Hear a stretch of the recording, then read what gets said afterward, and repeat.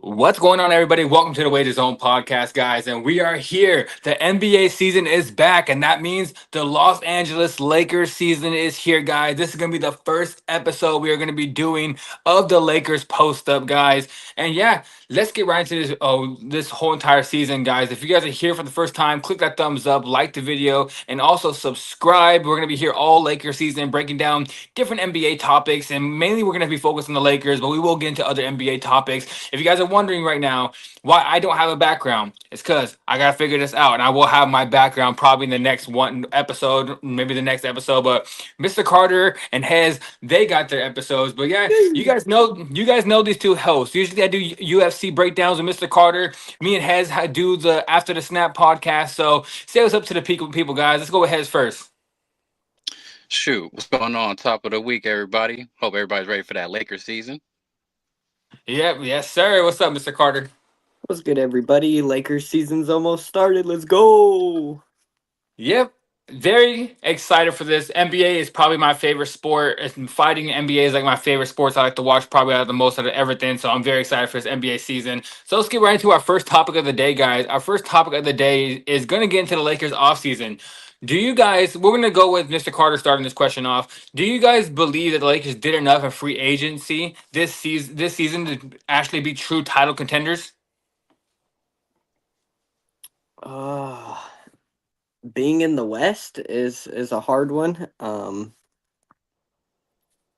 To compete, yes, but to be like title contenders, I mean, you know me, I've always been the dude that we had Mozgov and I said we were gonna win the championship. So like every year's gonna be the year that I'm gonna be like, yeah, we're gonna win it. But I mean, as a realistic pick, there's better teams in the West, and the East is wide open, so it's going to be hard for the Lakers to actually contend, I feel like if it comes down to 7 game series and who they're going to be facing, a lot of the matchups for them in the West, I feel like are going to end up bad, but like I'm always the person they're going to beat everybody, so hopefully they do, but as a realistic thing, I would say they still have a little ways to go, I'm more of a couple years. I feel like I could really be yeah, they're gonna for sure make it this year or something, but I can't like I think how you were saying with Tampa Bay, same kind of thing where it's you're a fan of them and you want them to make it so bad, but as a realistic pick, it's harder to do, but they can make the run and they have the talent to make the run, and to compete. Right. But there's better teams, so it's just that's the thing I have on that one. So What do you think, Hez? Do you think the Lakers did enough to become like actual title contenders this season with the moves they made in the offseason? I mean, for the most part, at least for now, they, until further notice, they pretty much did what they can. I mean, they, I still feel like they still need to somehow later down the road need to add another shooter into the mix because I'm not really too sold if, Connect is going to be out there and actually have a good season like how he did last season before he was in for trade talks. But Hmm. um, on paper, defensively, they just gotten better. So that's the plus side of it. But I don't really have too much of an issue for it. I'm kind of, looking forward to what they can do. They definitely gotten younger, but for the most part, it's, only time will tell. So, and it's just to at least start off the season with this roster. I'm pretty confident that they can pretty much match up with anybody. But um, yeah, I think they did a pretty good job for signing who they could at such a minimum, and who's to say that they're going to stay on the team later. But for right now, they have a pretty decent squad, so hopefully that can just translate that onto the court in terms of the chemistry. Yeah, I kind of agree with both of you guys. If you guys know anything about me, I'm a very I want to say realistic fan. I'm not really like that optimistic. Really, a lot when teams come like the last year, I was like I thought we could make a run. Years before that, I was like we have no chance basically. Besides when we year after the championship in the bubble, we went to the final. We went to the loss in the first round against Phoenix. I still believe if Anthony Davis, LeBron did not get hurt in that 2021 season, I believe we could have made the finals. But besides that, I don't believe we had actually a team that could make the finals. last year I was having hope after we got Luka, but the one thing I've always told people is that it's very hard to make the finals when someone's brand new to the team. You can't make a blockbuster trade midway through the season and then expect to make the finals. It's only happened like twice in NBA history, so it's kind of hard to do that. But going into this year, I want to say we have a team that can make the Western Conference Finals at least, and then that. But when it comes down to making the finals, we're gonna have to get through. It's gonna come down to OKC again. Honestly, I'm not gonna lie. OKC just looks very good. The team is very young. I think OKC is gonna be there. I think another team that can honestly be there as well. It depends on how he translates to his new team. Is the Houston Rockets? The Houston Rockets might be there as well with how good defense they play. They have Kevin Durant going to be a shooter now, so it's going to come down to those two teams, but I do believe we can compete with anybody. I think on our best day, we can compete with anybody, but it comes down to the number one thing is LeBron's health. Is LeBron going to be fully healthy in the playoffs? Because when LeBron's fully healthy, we have a shot to beat everybody. But this seems like it might be his last year, but I think at the right now, I can say we can compete, but I don't know if our pickups is enough to get us there. Like I like it's just like what Hez said too. I don't know if I can trust the shooting yet. Well, let's see what LaRavia can do with us. Let's see how JJ can run some 3-point schemes. But just with a 3-point shot nowadays, anybody can compete, to be honest. But it just depends if your shots are getting knocked down. And that's the reason why I like how Gabe Vincent's been shooting in the preseason. Gabe Vincent looks like he's locked on. So hopefully that Yeah. translates to the season. But with the moves we made, I do not know if we can compete, to be honest. And talking about moves and leads us into our next question. And I'll let Hez lead this one off. Where we picked up a big piece this year. It's either going to tell the season of her story. It's going to be Deandre Ayton. One of our pickups was Deandre Ayton. He's going to be our interior big man. That we needed a big man last year. If we had a big man last year, guys, we had a chance to make the finals. But we just could not get a rebound. We couldn't guard anybody on the inside with that small ball offense, or I should say small ball defense. So my question for this one is: do you think the pickup of DeAndre Ayton was good enough to show us some rebounding and show us some interior defense this season? As long as he does the little things for us, it'll definitely pay off in the long run. He has shown, especially in the preseason, that he can score a bit, but ultimately we just signed him so he can clean up, do the dirty work, kind of just be a big presence in the paint, and that's what the Lakers was lacking for so long.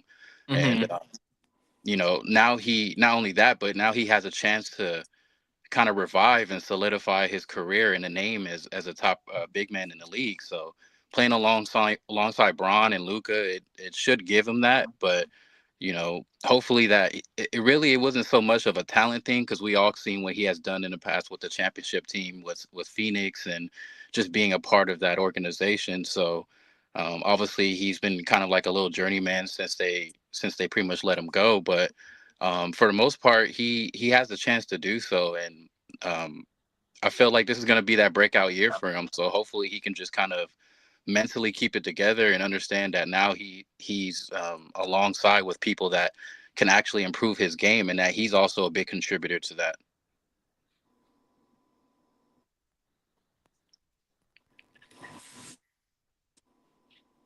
Oh, all right. Sorry, guys. My thing. Someone just called me and it messed up everything. But yeah, Mr. Carter, You're what you still think here. about what you think about DeAndre Ayton? I think it kind of goes based off of kind of like you're saying with the first question, right? Is like I kind of have like the Lakers having a high ceiling. Like they have a high ceiling, and I feel like they could contend and all that, but it's going to be based off of stuff like DeAndre Ayton, where it's like that's why I'm not like super big on like, yeah, they are going to make the finals, they're going to win it all, because there's too many ifs right now to me, like where it's like I'm the person, like I said, that big Lakers believer, so I'm gonna sit there and be like, yeah, DeAndre Ayton's gonna have the greatest year, but like we Mhm. need to see that first before I can just like back him 100% or back this team 100%. Like the another thing that we got to see is the way JJ is able to coach this year. Something you Mhm. mentioned earlier with it being Luka's half of a year, that was JJ's first year. So I think it's going to be big on two things with Ayton. I think it's going to be very much on Ayton himself, on how big he can show up in the moment, because as we all know, being a Laker, it's like people tend to fold in the moment, like where they can do good on all these other teams, but when it comes time to be a Laker, they don't do very good. And Right. and I think it's going to come down to that with him, and JJ's coaching with him, where like how much is JJ actually going to utilize DeAndre Ayton, set him up with the pick and rolls, like, you know what I mean? Like, as long as JJ's coaching him good enough and can keep a fire under DeAndre Ayton, the ceiling Mhm. is high as hell. We can win it all, you know? Like I said, I'm always going to be that fan, you know, but I want to see it first this year, you know? Yeah, and me on DeAndre Ayton, I think I've told you guys before that I was always a big believer in DeAndre Ayton. I was always a big fan of him, especially when he was playing out of Arizona. I was watching him all the time. My comparison for him coming to the NBA, which he didn't build up to that, and it's kind of I kind of gave him too much of a high ceiling because one thing is his motor. He doesn't really have a good motor. It's like if he wants to play, he can play. When he doesn't want to play, he kind of pouts and sits around not doing anything. But we saw that with Portland last year. But at the same time, that's just with Portland because he wasn't expecting anything. He kind of didn't even want to be there. Like he was playing, didn't want to be there. Now I kind of feel like he wants to be a Laker. And the guy I was comparing him to coming out of college, which it was way too high of a ceiling as I see it now, was I compared him to David Robinson. I really felt like that dude he can hit a mid range jumper. He can post up. He can play some defense. And coming out of college, I really believed in him. And then it seemed like he had a great first 3 4 years. He was going up into that spot, and I was waiting for him to take that next jump up. And then it seemed like he just went downhill from there. And it seems like his motor and his care for the game kind of went with it.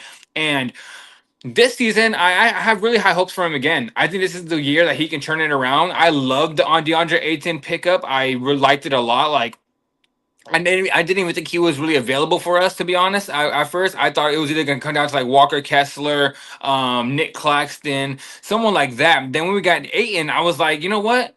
This might have been the best pickup for us, to be honest, because when he wants to, he can play defense. He has a big body. He can play defense whenever he wants to. He can rebound. We've seen that he's averaged 11 rebounds in a season before, so he can do it again. And the one thing that he is he's a good lob threat for Luka. He can catch a lob. He loves those lob throws up to him. If you watched him at Arizona, he was there all the time for the lob. Pick and roll, runs the pick and roll perfectly. He can pick and pop and go off of the mid range. And I thought it was a really good pickup for us. So I honestly do believe he's going to change life as a Laker, as a Lakers fan for us. I think we're finally going to see a big man that we needed for a while. Besides Anthony Davis, because I know Anthony Davis is a big man, but he's more of a guy that can basically do everything. And we had AD, but going back to last season, after AD was gone, we just had no interior defense, no rebounding, and I feel like DeAndre Ayton's going to change it up for us a lot. So. Personally, I love the pickup. I'm a big fan of Ayton. I've been a fan for him for a long time, so I hope he can translate to the Lakers and start showing us what we need. And then another pickup I'm going to ask you, Mr. Carter, is that Marcus Smart. Marcus Smart was another guy we just picked up recently. Do you think Marcus Smart can actually be a a very good player for us, like as an impact player for us on defense and scoring the ball a little bit, not too many points, but just scoring? And he has long arms. He can play defense. He's been in the talk for Defensive Player of the Year before. Or do you think at this point in his career, he's kind of like a journeyman? He's not going to be able to play as much defense anymore. One thing that I've always been a real big fan of in the league, and why Russell Westbrook, and I mean, I know Lakers fans and Westbrook are on real bad terms right now, um, um, but the biggest reason I've always been a big fan of Russell Westbrook is the effort, you know, like Hmm. he just puts in 100% effort, and you know that's what you get with Marcus Smart. And like you even seen it in the preseason game, like the last one when they lost, like just he does the little things. And those are the type of people you want around Dalton Connect, Jake LaRavia. That's the type of vet you want to be. Like, I don't think he's going to be the biggest impact, right? Like, Hmm. where in the aspect of on court so much, right? Where it's like playoffs, I think he'll make a big factor, right? Where it's like how you said kind of with LeBron, right? I feel like if he's healthy for the playoffs, he can be a real big factor. But I feel like throughout the whole season, keeping the team grounded, keeping them at times where we've watched the Lakers play lackadaisical, like where they seem like they don't want to play. Like I feel like he's the type of player like, which is why I liked having Westbrook, and it just clashed at the time. But it was like Hmm. they're gonna make you play to what they play at, like Right. 100%, and they demand that, and so I feel like having that is a good thing, and that's another thing I felt with DeAndre Ayton was like he's really smart, like listening to his interviews and listening to DeAndre Ayton talk. And I feel the same way about Marcus Smart. I also feel like they're very high IQ players as well, and they use their brain when it comes to basketball. And on a team with LeBron and Austin Reeves and Luka that are all high IQ players, having a whole bunch of people that know how to use their brain makes a big difference. And I feel like that's why Luka wanted some of these players, and so did LeBron. Yeah, I'll go for it right now. And I'll pass it ahead. Is that I honestly don't. I'll put it this way: if we get the Marcus Smart that they've had before, I think it's going to be a good spot for Marcus Smart. Honestly, like I think he can play that three and D guy. Like his three ball is okay. He's not the best 3-point shooter, but we're starting to pick up a little bit more shooters around him and around Luka Dončić. So I'm starting to like it a little bit more.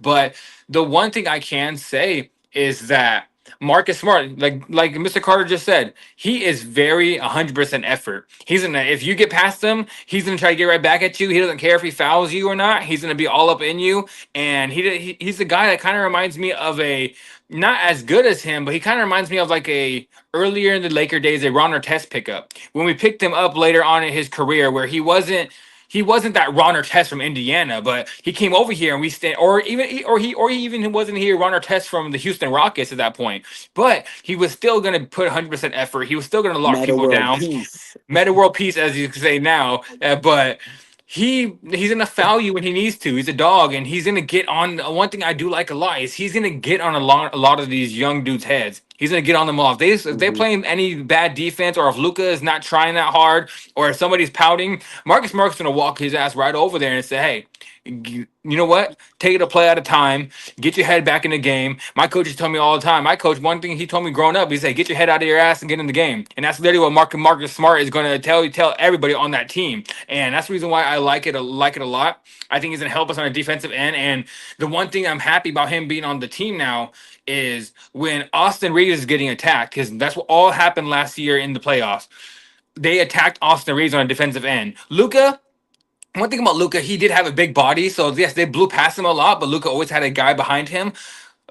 When Austin would play, they would just kind of just use their athleticism against him because he couldn't slide with them. They pull up jump shots on him all day. So with Marcus Smart, when Austin Reeves is struggling on the defensive side, now I feel like Marcus Smart can slide into that spot and help out Austin Reeves on the double teams or even help out Luka. So I like to pick up a lot. What do you think, Hez?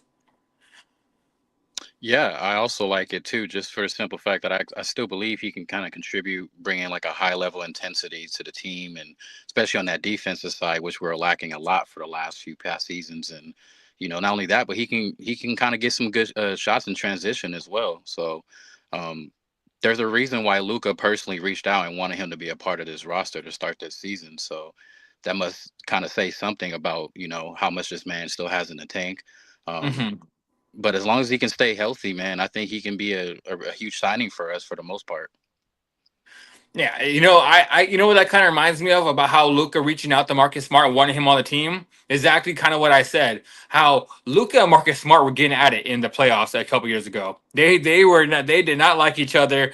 Marcus Smart was fouling him a lot. Luca was talking trash to him. Marcus Smart was getting in his face, and it kind of reminded me of when Ron Artest and Kobe Bryant were getting into it, and they were arguing in the playoffs, and they went face to face. They almost got down a couple times, and then Kobe the next following year says, "You know what? I want this dude on my team." And it's like the same exact thing that Luka just did with Marcus Smart. He's like, "You know what? This is the one dude that gave me trouble. This is the one dude that didn't back down for all the trash talk I said, and I like that. I want him on my team." So that's what it kind of reminds me of. Do you have anything else to say more about Marcus Smart? Anybody?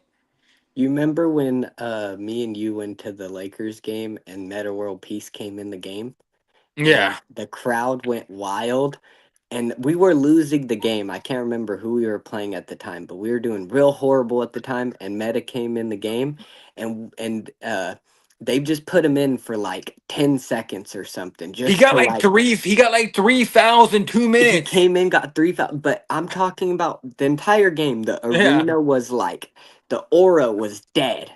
And like Hmm. when they put Meta World Peace in, it was like the whole, even us losing, it lit the arena up. And I feel like that's what Marcus Smart will be. So I really do like that comparison. And with that timely like three, like he's a clutch person. He's the Hmm. person that likes the moment too. So I feel like that could really benefit us. Where it's like I said, maybe don't use him as much throughout the regular season, but in the playoffs, when you really need, like you said, some real good, gritty defense and timely threes. He may not be the greatest 3-point shooter, but those timely threes that you really need, he can Hmm. hit those like a Meta World Peace, you know? So, Yeah. And one thing about Marcus Smart is that the last thing I'll say about him is that he's always been the same person. Going all the way back to where he was at Oklahoma State, he's always been the same as that guy. Like, I remember watching him in college playing great defense, making threes, getting in people's face. I remember he almost got into a fight with the fan because I think the fan called him the N-word or something like that. I can't remember that. I remember at Oklahoma State, that was a big controversy over there in college too. And Marcus Smart was about to hop into the stands and fight that dude. Like it was a big thing. So I like Marcus Smart. I like it a lot. So but now getting into one guy that I am 50-50 on right now. We picked him up this season. I don't know if I'm wondering if it was like a developmental pickup because I watched him play last season. He was a good player. He was decent, but I don't know if it was more of a player that JJ kind of seen him was like, you know what, maybe I can develop this guy into kind of what I was, or I'm trying to think if it was a roster fill. So going to you, Hez, the question is going to be about this guy and Jake LaRavia. Do you think Jake LaRavia was a just a roster filler spot, or do you think JJ actually seen something in him that he can develop? I feel like JJ does definitely see something of him, such as his upside, because I mean, obviously, not just people who are fans of the game, but real hoop heads that pay attention to people that's under the radar. Seeing what he's done in the past with Sacramento and when he was Hmm. even before in Memphis, so I think he was averaging like just a little bit over six, which in today's game it could really be, a big contributor, especially when you come off the bench. So he's very young. He's only like 23. He has a chance to play good minutes off this bench, and especially at that three position, while also spreading the floor with his type of play. So even if he doesn't, I feel like if he doesn't start hot in the beginning, I do feel like he could be a good asset to the team down the season, especially if they need to take the load off of certain players, or injuries do happen, or players just kind of need to share minutes more. So I do like his upside. I do like what he fully represents as a ball player, and yeah, I feel like he definitely could be a just a big help during the season. What you think, Mr. Carter? this one's a hard one for me because like I was a real big fan of the signing at first, and then I feel like he could be a good role player. Hmm. Like I'd if somebody gets hurt and we have Jake LaRavia in the starting, like because I seen people in the beginning when he first got signed, like, oh, Jake LaRavia should be starting. Jake LaRavia, like, he should not be starting. Like he's Hmm. like it, if he is starting, we're not winning shit. Like I hate to say that, and I don't want to discredit him or anything, but you know how I am about people that are flat footed, bro. And Hmm. maybe it was just preseason is preseason, so I'll wait to like really make a judgment. But I feel like he could be a real good role player off the bench and come in against the second string people, and he could do really good and he can compete against them. He's going to be able to be athletic against them. He'll have that good role. But when it comes to like the star players, and when you've seen him in preseason when he was on the floor and there were better people on the floor, he looks lost, and Hmm. like he's trying so hard. Like when a player's trying so hard that they end up fucking up because they're trying too hard. Like I almost feel like that's what I was seeing from him in preseason, where it's like he was trying too hard to be in the right spot or to be perfect, where it's like, and he could not get in the groove ever. He never looked like comfortable the entire Hmm. time that I seen him playing in preseason. So, but I definitely do think he has a chance to be not just a roster filler, but like a contributor though. I think he'll contribute as a role player for sure. I'm on the same boat as you. When we first got the signing, because I saw a lot of him at the Kings, and I saw a lot of him in Memphis. I kept up with him. When we picked it up, I sent you a message. I said, "Hey, this is a pretty good pickup." I was like, "I like Mhm. this." I was like, "We got some shooting now." I kind of like him. We got some young athleticism. But watching preseason, kind of disappointed. I really was very disappointed in him. Like you said, like it seemed like he couldn't slide. Very flat-footed. He was looking lost out there. When even with some of the backups, he was kind of looking lost. I don't know if he's still trying to get the offense around him, but I like the pickup at first, so I'm gonna stick with my original pickup, like my original saying, because when we first signed him, I was like, "Hey, this is a very good spot for him. I liked it a lot. I don't know about starting, but he does like he can contribute on that second rotation." But just with how he's looked in preseason, I kind of took a step back from it, and I'm like, you know what? I hope he can pick it up a little bit more because there's two guys I can compare him to. To be honest, guys, if you guys remember, you guys are Laker heads, so and anybody that's watching this, if you're watching Lakers post up, I'm pretty sure you're a Laker head as well. He's either going to be one of these two players for us. He's either going to be. He kind of reminds me of like a young Sasha Vujacic, where Sasha was out there and Sasha was hitting timely shots. Sasha was a little bit flat-footed and looked kind of scared, and he didn't know what he was doing originally when he got to the Lakers. And then he ended up turning to that guy that ended up hitting those free throws and win us a championship. So and then he looked like, that was because of a mentorship from Kobe Bryant. And I'm saying maybe Luka can mentor Jake a little bit and try to get him into that dog, get that into him a little bit more, or he's gonna be. Hopefully, I pronounced this guy's last name right. Or he's gonna be like Svi Mikoloslavik. Like he's either gonna be one of those two players. Either he's gonna be a Sasha that we can depend on him, or he's gonna be a Svi. Where Svi, I remember. Oh man, when we signed Svi, guys. Me for three. We I used to used to. do it I was all the literally like. time. I remember when we first signed him, and this might have been delusional by me when we signed Svi. I was like, bro, we kind of got like a European Klay Thompson. I was like, he can hit threes. I was like, he can do it all basically on the 3-point shot. As long as he's a catch and shoot guy. Then when Svi came into the NBA, he couldn't really hit anything. Like, and that's why Svi from three started, because when he hit it, we were just Until he like, left the whoa. Lakers, then he started hitting them Yeah, and then he again. left the Lakers, and then he started hitting some shots. So that's who I think my comparisons for Jake LaRavia is a little bit. I'm thinking he's either going to be like a Sasha or he's going to be a Shvi for us. And he plays kind of just like both of them, a little bit more athletic though, a little bit more athletic than both of those guys because he can drive the ball. A lot of those guys are more of like Euro steps and 3 points, but Jake can actually get a little bit athletic. So I'm a stick with saying I like to pick up. Because I do like to pick up, but he needs to get it together, and maybe it's just preseason, getting some jitters out, new team, new coach, new system. So maybe he's just trying to pick it up a little bit. But yeah, that's basically all I have to say about Jake LaRavia. You have anything else you want to say, Hez? Um, kind of, sort of similar, like the Marcus Smart pickup. Luka kind of vouching for the organization to reach out and be like, yeah, you should guys pick him up. I think he could be a good asset to this team. Jake LaRavia, that's Reeves' boy. That's Hilly Billy's boy. He was Yeah. already good friends with him before he even signed this past or during the summer. So he pretty much vouched for him and was like, yeah, I think he could be a good role for us on the bench. So, hopefully that ends up playing well during the season. But other than that, I'm like, y'all know who to point to if things don't go right and be like, look, we didn't really know about this cat, but that's on Reeves. So. Yeah, yeah, we already know. The Finigo you pointed at Reeves. If is it LaRavia or is it LaRavia? Well, how do you say his name? I don't even know. I I've got. heard I think. LaRavia. I've heard both. So Yeah, I've heard both. So we'll see when the commentators in the season start saying a little bit more. But I don't want to pronounce his name wrong. But now we just went through our pickups. So all these guys besides Aiden are going to be on the bench. So do these pickups we have and the guys we already had on our bench? Do you think the Lakers bench is deep enough to even make a playoff like a playoff run? Because one thing about the playoffs, yes, you're very top heavy in the playoffs. You only have about like 8 men that play, 9 people that play.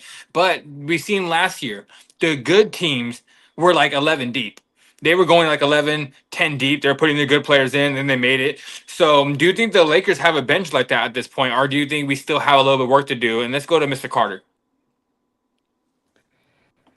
it almost just comes down to some of the first questions we were saying, where it's just some of the players that we are talking about. Like, it's gonna be hard for me to say that we have the depth and in the roster to make that deep run until I see some of these guys in the regular season be able to like a lot of these guys, it is still their first year being together with some of Mhm. these guys, especially off the bench. Like, uh, crazy enough, as much as people were like disrespecting him, uh, I was always super high on the dude before. I just thought he was injured. Was Gabe Vincent. I was Mhm. actually really happy with the Gabe Vincent signing back when I mean he played really good in the playoffs for Miami. He played really good, and so I still think Gabe Vincent is one of our best like role players still. So I feel like we still do have somewhat of a bench, but it's going to come down to I think what Hez was saying earlier, like with the shooters, right? Like, do we have Dalton Connect? Do we have these people that are ready to make that next step? And I just don't know if they're there yet. That's why I kind of said the 2 years, where I feel like in 2 years, and me, I've really been big on when LeBron retires and we can get somebody and focus on some of these young dudes. Like, I do feel like that it will be when our time is to win a championship. So to make a deep playoff run, I mean, until we see it, I wouldn't say yes, no. So What you think, Has? It's just like Mr. Carter said, man. Like, only time will tell. We're really gonna have to be patient and see what this team is really about down the line. But we definitely, as I said earlier, we gotten younger, so that's the plus side. We got a good mixture of vets and some young guys. So, some low key underrated names as well too, especially off that bench. So, as long as they can mesh and just really stay together, I don't see why they shouldn't make these opposing matchups, a living hell down the road. Like on paper, or if we were to go play 2K right now and kind of update the roster, this would probably be a solid team to play with. But only it really just going to see how they translate that onto the court. So I mean, I have faith. I can only be optimistic about it. But um, yeah, I will have to see it first before I can actually say that yeah they can make a deep run. Yeah, and honestly, Hez, you took the words out of my mouth. I was literally gonna say, if you put on 2K right now and played with played with this roster, Mr. Carter knows I was the 2K dude that I'd always be on GM mode and I'd be moving roster pieces around and I'd be like, you know what, this is what I want on my team. Da da da. Looking at this roster, this is exactly the team I'd probably assemble for 2K. I swear, like this is the perfect team. Like you got shooters, you got some vets, you got some young players. You got two players that kind of ball dominant, but they like to drive in and kick out to the three, and even Luka with a step back. So, like I said, for 2K wise, this would probably be my team. I'm not even lying. Like this is a solid team. But the one thing, and that's now going to what Mr. Carter says, a lot of these players in real life, not 2K, they want to make shots in somewhere else, and then they come to the Lakers, and then they start missing shots. Like they like look at Gabe Vincent. Gabe Vincent wasn't really hitting his shots last year, but right now he's looking good. I hope LaRavia can come over here and hit his shots over here, but it seems like he wasn't. We can go to even to a Malik Beasley, like where Malik Beasley before he came to the Lakers was knocking everything down. Then he left. Then he came to the Lakers. He couldn't shoot anything. He was missing everything. Like it was wild how many 3-point shots he was missing. Then he leaves the Lakers. He starts hitting Six shots man of the again. year, So like 6 man, yeah. So like it literally just depends on if they make their shots or not. Because like I said, on paper, this team does look like it's kind of deep. It looks like we have some shooters, and that's kind of what we need when LeBron or Luka get off the court. We need guys that can hit shots to keep us in the range for we don't go down a lot. Because there was times last year when LeBron and Luka got off the court, and then we'd be down by 10 by the time they even got back on the court again. So all we need is for guys to hit their shots, and I think that's what it's going to come down to. It's too hard to answer right now if we have a deep enough team to make it to on a deep playoff run. It's just more of is guys can hit their shots, and historically it says they won't be able to. So I guess my answer, I couldn't answer to say no, but I want to see, because I just hope these guys can come to the Lakers and hit their shots. Like I just don't understand why. Like the bright lights in LA, they come over here and they want to miss everything. So I just hope that we can make a good deep playoff run, because it's going to come down if we make our shots or not. And I think we would know that probably by like I'm going to say like 20 games in. I always say 20 games is like the spot where you can see okay, everybody is kind of who they are going to be after like about 20 games in. So now getting into a guy that we did not pick up, a guy I brought up earlier before we picked up DeAndre Ayton, and we had a choice. We had a choice to sign DeAndre Ayton or make a trade for this guy, and it's Walker Kessler. we had a shot to get Walker Kessler. Walker Kessler was on the board for us to pick up. I think we to get Walker Kessler, we would have had to trade. I believe it was going to be Rui and Austin Reeves to get Walker Kessler over here. That's the two guys we're probably going to have to give up for Walker Kessler. So my question is, and I'll ask you Hez first. Do you think we made the right choice picking up Ayton and then keeping Reeves and keeping Rui over here, or do you think we kind of made a mistake and we should have brought in Walker Kessler to play that inside the paint with us? I personally don't think that it was a mistake. For starters, Utah was just, since last season, was just asking way too much for the guy for a trade. So signing Ayton, I feel like, was just a better risk, in my opinion. And still having what's his name, Jackson Hayes out there is pretty much in my opinion, I feel like it's a good little 1-2 punch, especially when Ayton gets off the floor, and we've seen what he was able to do in the past, like, hustling back on defense and even just catching lobs. So that guy's very athletic. So I feel like moving forward with just them two playing at that 4 and 5 position, we're gonna be just fine. I kind of rather just stick with that for now, than to kind of give up a lot just for a guy like Kessler. So I don't really think that it's a bad thing. So I'm more, like you were saying earlier, I feel like it was more shocking the fact that Ayton was able to kind of just come to us with ease after he had left Portland. So the fact that we got him now, it's like, man, the ceiling is definitely high. So hopefully it ends up turning out to be a good pick. Yeah, I'll let you know what I think about it. What you think, Mr. Carter? I just didn't want to give up too much, where it's like I was real big on wanting to get him when they were talking about it, but that was because like we had to do something. Like I told you before, like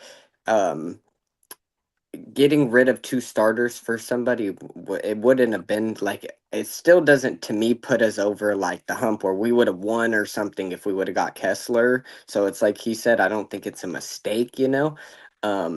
Now for the long term, depending on what the player becomes and stuff, people could maybe call it a mistake in the future, but it's kind of hard to trade 2 starters for a dude. And like it was kind of like a have to move, and already like, oh, we need to do something, so we're just gonna make this move. Like, and it was a decent move to make, but like again, giving up 2 starters for the dude probably was not the best option. And Yeah. then when DeAndre Ayton came up, like he said, it was just like the risk was higher, but it was like the cost was way lower. And like I feel like, to be honest, Ayton can put up and do just as what Kessler can do. So it's not like, I don't think that like he's more established. He's been further than him. Like it's just, the only thing is this other kid, he's a kid, and so he's more athletic, and people are like, his upside is probably higher, but it's like you don't know where he's gonna be in the next 3 years. I mean, everybody, like we say, looks good on a bad team, bro, until they come. And like Ayton at least has shown that he's been to the finals. And like, I know he did bad against Giannis, but that's Giannis, bro. Like every big man has done bad against Giannis. Like who's stopping Giannis? So And there's one guy that stopped Giannis. There's only one. And who, he's Joel injured. Embiid? It's Joel Embiid, my boy Joel Embiid, man. When he's healthy, I swear. But that's why, I mean, I wouldn't say it was a mistake, just because of like where we ended up at, but like if we were just Hayes again going into the season, you know how I am with him. I think he's a great bench guy. I love him coming off the bench, but as our starting center, if you're gonna tell me I have to trade Reeves and Rui just to be able to have somebody with Luka, I would have did it if there was no other options. But with the other options that we had, no, I wouldn't have done it. Yeah, I agree with that basically because as soon as the playoffs were over, Mr. Carter knows exactly how I was. As soon as we lost that playoffs, I was just so mad. I was like, really, guys, you guys gonna let Rudy Gobert do that to you? Like, really? But when we first lost in the playoffs and we were done and we're out, I told Mr. Carter, I was like, I want Reeves off this team. I was heavy on it. I was like, I wanted to trade Reeves. I was like, we need to get Walker Kessler. I was like, that's the spot. I was like, if not, and trade Reeves for Nick Claxton, and mainly Kessler though. Kessler was a guy I wanted really, really badly. I wanted him. I was like, if Reeves is gonna play like this in the playoffs, we need to get rid of him right now because it seems like he's just not showing up in the playoffs. That's 2 years in a row, and I was just really mad about it.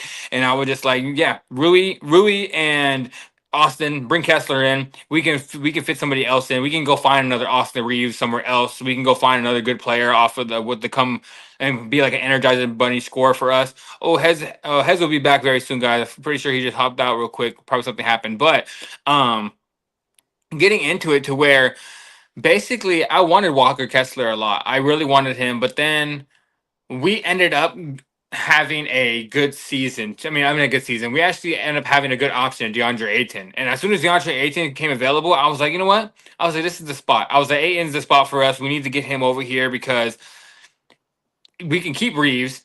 We can keep let me add Hez right back into this. My All right, bad. he's back, guys. But Yo. yeah, I was like, I was like, we can keep Reeves, we can keep Rui, and we can go get DeAndre Ayton. Time will tell. It depends on Ayton play, how Ayton plays going into the season, and if Ayton plays really well, I guess it wasn't a mistake. We got the guy we really wanted in the first place. But if Ayton comes out here and he doesn't play as good as I kind of think he will, and the playoffs comes around and Austin Reeves is letting people blow past him, he's missing a whole bunch of shots. He's only averaging like 12 to 10 points in the playoffs again. I'm gonna sit here and say it was a giant mistake. We should have traded him and got ourselves a Walker Kessler because, like I said, after the playoffs are over, I was just all over Reeves. I was all over Reeves and I was all over JJ. I was like, both of you two. I was like, JJ just, I don't know what the rotation was about. I was like, what are you doing? The other thing was with Reeves, I was like, man, you went from averaging 18 and a half points a season to when the playoffs started, you started shooting about 30%, averaging about 11. I was like, I didn't really know what was going on, but time will tell. Because as of right now, I'm content with it. I'm like, you know what? It wasn't a mistake because, like I said, we got to keep Rui, we got to keep Reeves, and we got ourselves a guy in DeAndre Ayton that coming into the league, talent wise, we all saw Walker Kessler coming to the league, and we all saw Ayton coming to the league. Hands down, we would say Ayton's better. So it just depends on how we translate to this team. But yeah, I would just have to say time will tell because right now I'm not saying it was a mistake. I'm not even saying it was the right decision. I'm just saying I'm content and yeah. If Reeves comes in here and has another bad playoffs, I'm gonna be livid. Like I'm like, dude, like we should have got Kessler. So that's really how I feel about the whole situation. Is there anything else you guys want to say about that before we move on to the what's it called to Luka going to the Biggest Loser and losing that weight? I'd have been okay with one, like, if like you said, right, where it's like trading just Austin for Walker, or just like, but I wasn't okay with both. It just like you Mm-hmm. said, you're losing too much for somebody that's not gonna gain back as much, right? Where it's like he's not gonna make you a championship contender at now with him, Luca, and do you think they do better with this starting five or without Rui, Austin in the starting five, and now you just insert Kessler with Luca and LeBron? So that's where it to me it gets hard to kind of like pick one. Mm-hmm. Yeah. What about you, Hez? You have anything to say about that before we move on to Luca? None about that. I just hope that the guy's name could be LaRavia or yeah, LaRavia, so I can call him Ravioli when he gets hot. Yeah, ravioli. Yeah, dip that, bro. He already gave him the nickname. Right? Look, that's gonna be Jake Ravioli. That's what we're gonna be calling him. But now, guys, like I said, Luka Dončić losing over about. I think the report was Luka went into the offseason and lost 30 pounds. This guy's looking fitter than I've ever seen him. He hasn't looked this fit since he was actually playing in Real Madrid when he was young. When he was in Real Madrid, he was in perfect shape. Then he came into the NBA, and it feels like he went to Texas and Dallas. He started eating a whole bunch of barbecue, and that dude got pretty big. And he was still hooping on people, but especially last year when he took that time off, like man, like he was at the buffets way too much, and he came into the season and he was getting up there. But Drinking now beer and shit. What was that? Yeah, drinking beers. Yeah, he was literally just drinking beers and barbecuing. That's all Luka was pretty much doing basically in that when he was hurt. But came back and he was just way overweight. He still was hooping. Don't get me wrong. He had his. You know what's the craziest thing? We can sit here and say Luka Dončić had his worst season of his career last year, but he was still averaging damn near 30. Like it's kind of crazy to say that. Like bro's averaging 28 and 28 and 28, 6 and 8, I think it was. 26, 8 and 7, something like that. His worst year of his career. Like that's just insane to me. But no, now I'll go to heads for this one. With Luka Doncic losing over 30 pounds this year, it was how do you think his weight loss would actually affect his stamina and how he's gonna last the rest of the season this year? And do you think he's gonna be the best Luka we've ever seen?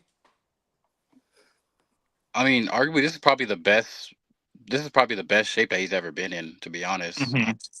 at his whole career so far. Even when he was playing in overseas, so you could see it while he was playing, like I said, overseas in the summer and all in preseason. He just adds more an advantage to his game.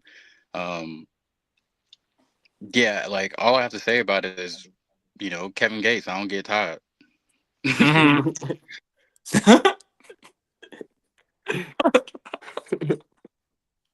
He said Kevin Gates out get tired. Oh wow. What you think? What you think, Mr. Carter? Thank you, Stevens Picks. I appreciate you, my dude.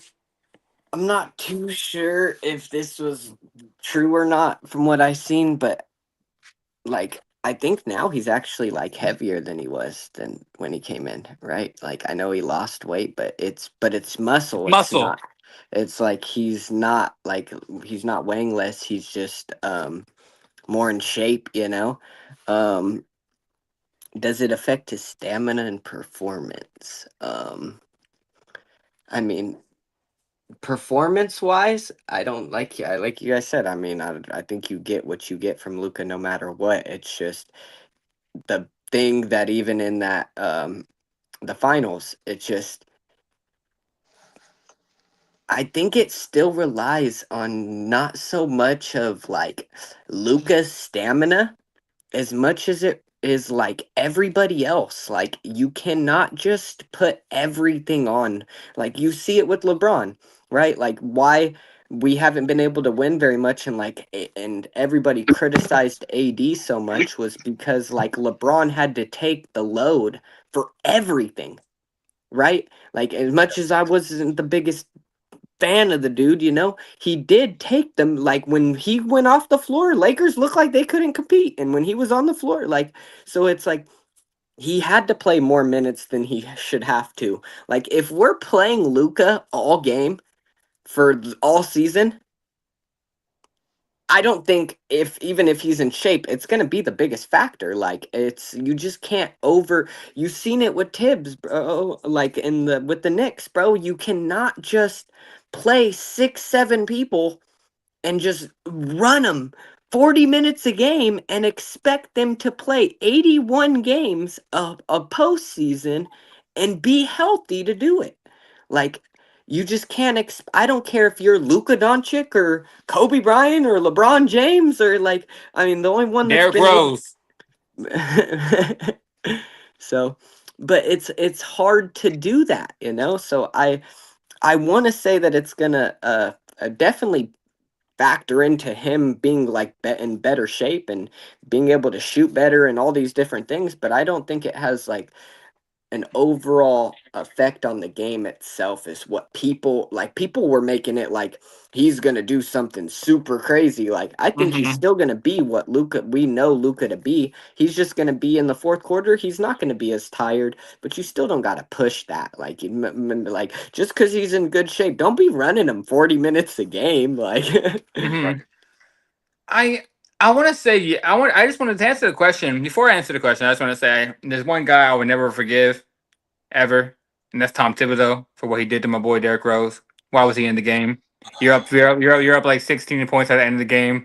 A minute and a half left. Why was he in the dang game? Why was he in the game? Okay, now I'm gonna go. I'm still mad about that. That happened when I was like 14. I'm still mad about that. But now we'll get into the question. Like I said, I do believe it's gonna be the best Luka we've ever seen. I've never like one thing is that on the weight scale, I think he's lost. He has lost about like I want to say about at least 20 pounds. He just like you can just look at that dude's cheeks. Like when last year his Yeah. cheeks, he was just like puffy. Now he's really slim. Like I said, he's looking like he was how he did at Real Madrid. He's looking like he's like a young kid again.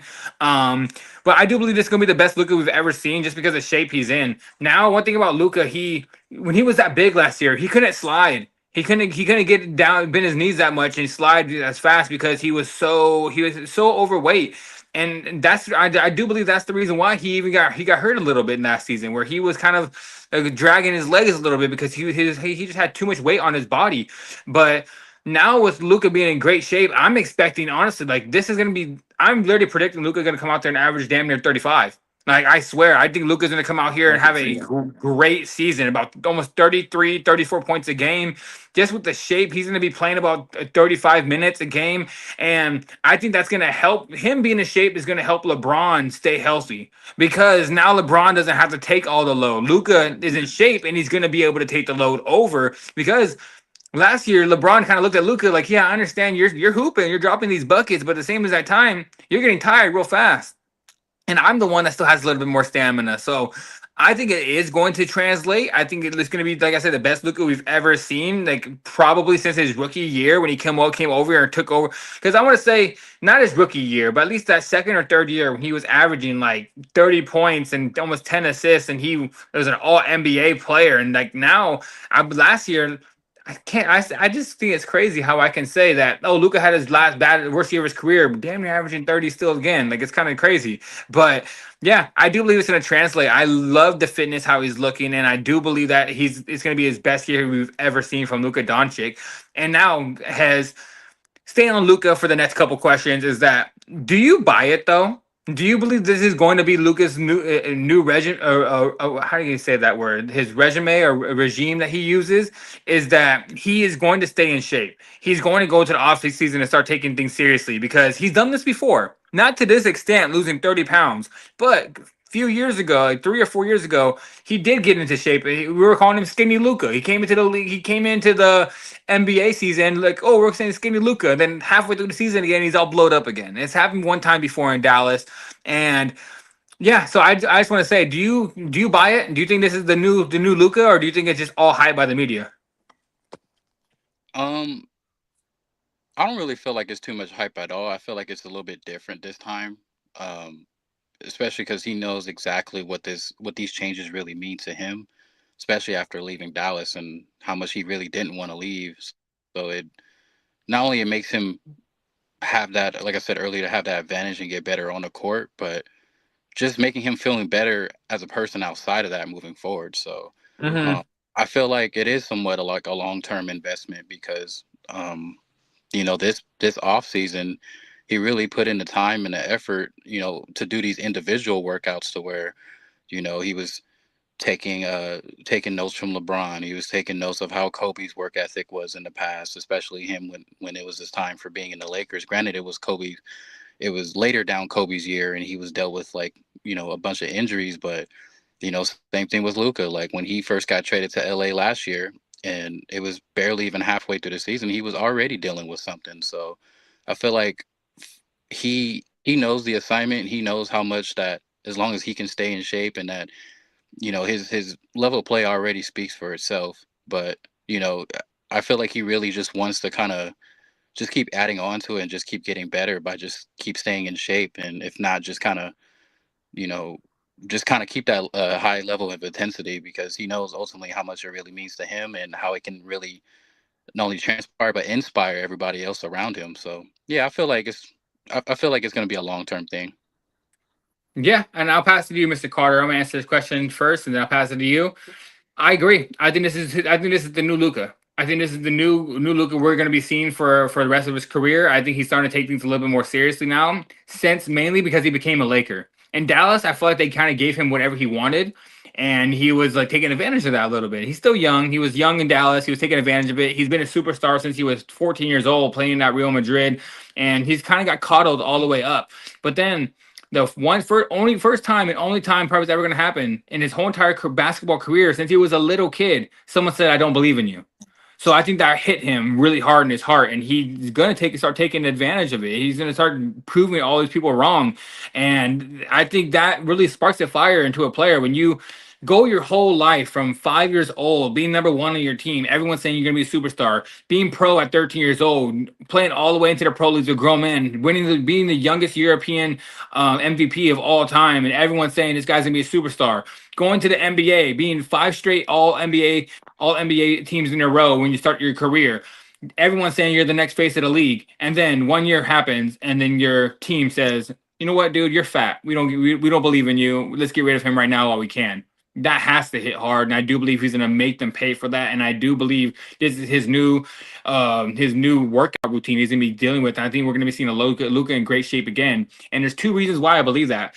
Number one is because he has an example with LeBron James. He's in the training camp with LeBron. He sees what LeBron does, and he knows what it takes to be great at this point. And I feel like LeBron's told Luka, "Hey, if you want to last your career, the way you're playing right now, yes, you're scoring points, but the shape you're in, you're only going to last about 12, 13 years. You're not going to have a long career like I did. If you want to have a long career like I did, and it's even better for you because you don't have the high flying skills. You don't sit there and start jumping up in the air, doing these crazy moves, and landing your knees hard. You're kind of flat to the floor, and you're still doing your moves. But if you're in better shape, you're going to last longer." So I believe LeBron had to talk with him. I do believe that's going to help him out a lot. And the second reason is this man really grew up a big fan of Kobe Bryant, a huge fan of Kobe Bryant. And now he knows he's on the team that Kobe Bryant played for. And with Kobe Bryant passing, Luka took that really hard. And if you guys remember how bad Luka took that hard, just like all of us in LA. We're big fans of Kobe Bryant. We all took that hard. But with Luka now on the Lakers, he's trying to set an example the way Kobe Bryant did. I feel like because Kobe had many conversations with Luka Dončić coming up, because Gigi's favorite player in the league was Luka. It was Trae Young and it was Luka Dončić. Those were her favorite players in the league. That's the ones she wanted to go watch. So he had many conversations with Luka. Luka is gonna take that to heart, being a Laker. He wants to come out there and show that he is capable to be a leader, just like Kobe believes in him, just like LeBron believes in him, just like all these other Laker fans believe in him. So I'm gonna say yes, this is the new Luka Doncic, and I don't believe he's gonna let us down. I think he's gonna be a well in shape player for the rest of his career. I agree mostly with like what both you guys are saying. Then to touch a little bit on what Hez was saying on the like outside of the court, like I think that is the biggest thing. Like that's kind of why I answered the previous question the way I did, is like I think it's going to be the biggest factor on his like mental state, like how you're saying, like being called fat and being called all these things when you are that level of a player does not feel good. And I feel like his mentality is more of like, I'm going to prove everybody wrong, but not on the court. You know what I mean? Like, that's why I was saying, like, I don't see it translating. Like, of course, he's going to be in better physical shape. Like, it will translate to his basketball skills, but in a Mhm. team, like, I don't see it affecting the team aspect of the game as Right. much as I see it affecting, like, maybe in the aspect of leadership and stuff like that, where he can lead better and stuff, because he's going to have more confidence. He's going to have a better mental state because, like, bro, I mean, all of us know this. Feeling good about yourself, feeling healthy, feel like you feel good. You walk Mhm. different. You like all. It's a different aura to you. And I feel like he had that aura this off season, where it's like, I think the question was like, was it just media hype? Where it's like, I don't Yeah. see it being so much of media hype, because you could tell, like you said, that it was like, it really did bother him. And you could really see him making the change in his outside life, not on the court, not on like what you say, he played basketball since a little kid and hadn't not picked up a basketball in the off season for what, how many years now? And this is like the first off season he finally like didn't pick up a basketball and was like, I'm gonna get this right, you know Mhm. like not just physically, but this up here, you know what I mean? And Yeah. the one thing we talk about as Lakers fans is that Mamba mentality, like you said with Kobe. And I think that was the biggest thing he sharpened this off season, was that Mamba mentality, that like, oh, okay, I do need to work harder. Okay, I, like you said, he had been coddled, wasn't able to work as hard as he probably had been wanting to work because, like you said, he didn't have to. Like, he Hmm. made the finals. Like, Dallas would give you everything, but now they ripped that underneath you. Like, you're gonna want to put the effort in, and I feel like that's what we're gonna get from him. Is that Mamba mentality, Luka, and that can translate to, like I said, many other things. And some of the other questions that are coming up with him. So. Yeah, and like I said, we have more questions coming up on Luka because Luka is our guy now. Luka's our superstar. So of course, I thought all season we're gonna be talking about Luka Doncic. But anything else before I move on to the next question about Luka? Did you want to say about that? Goddamn Texans. No, I'm just kidding.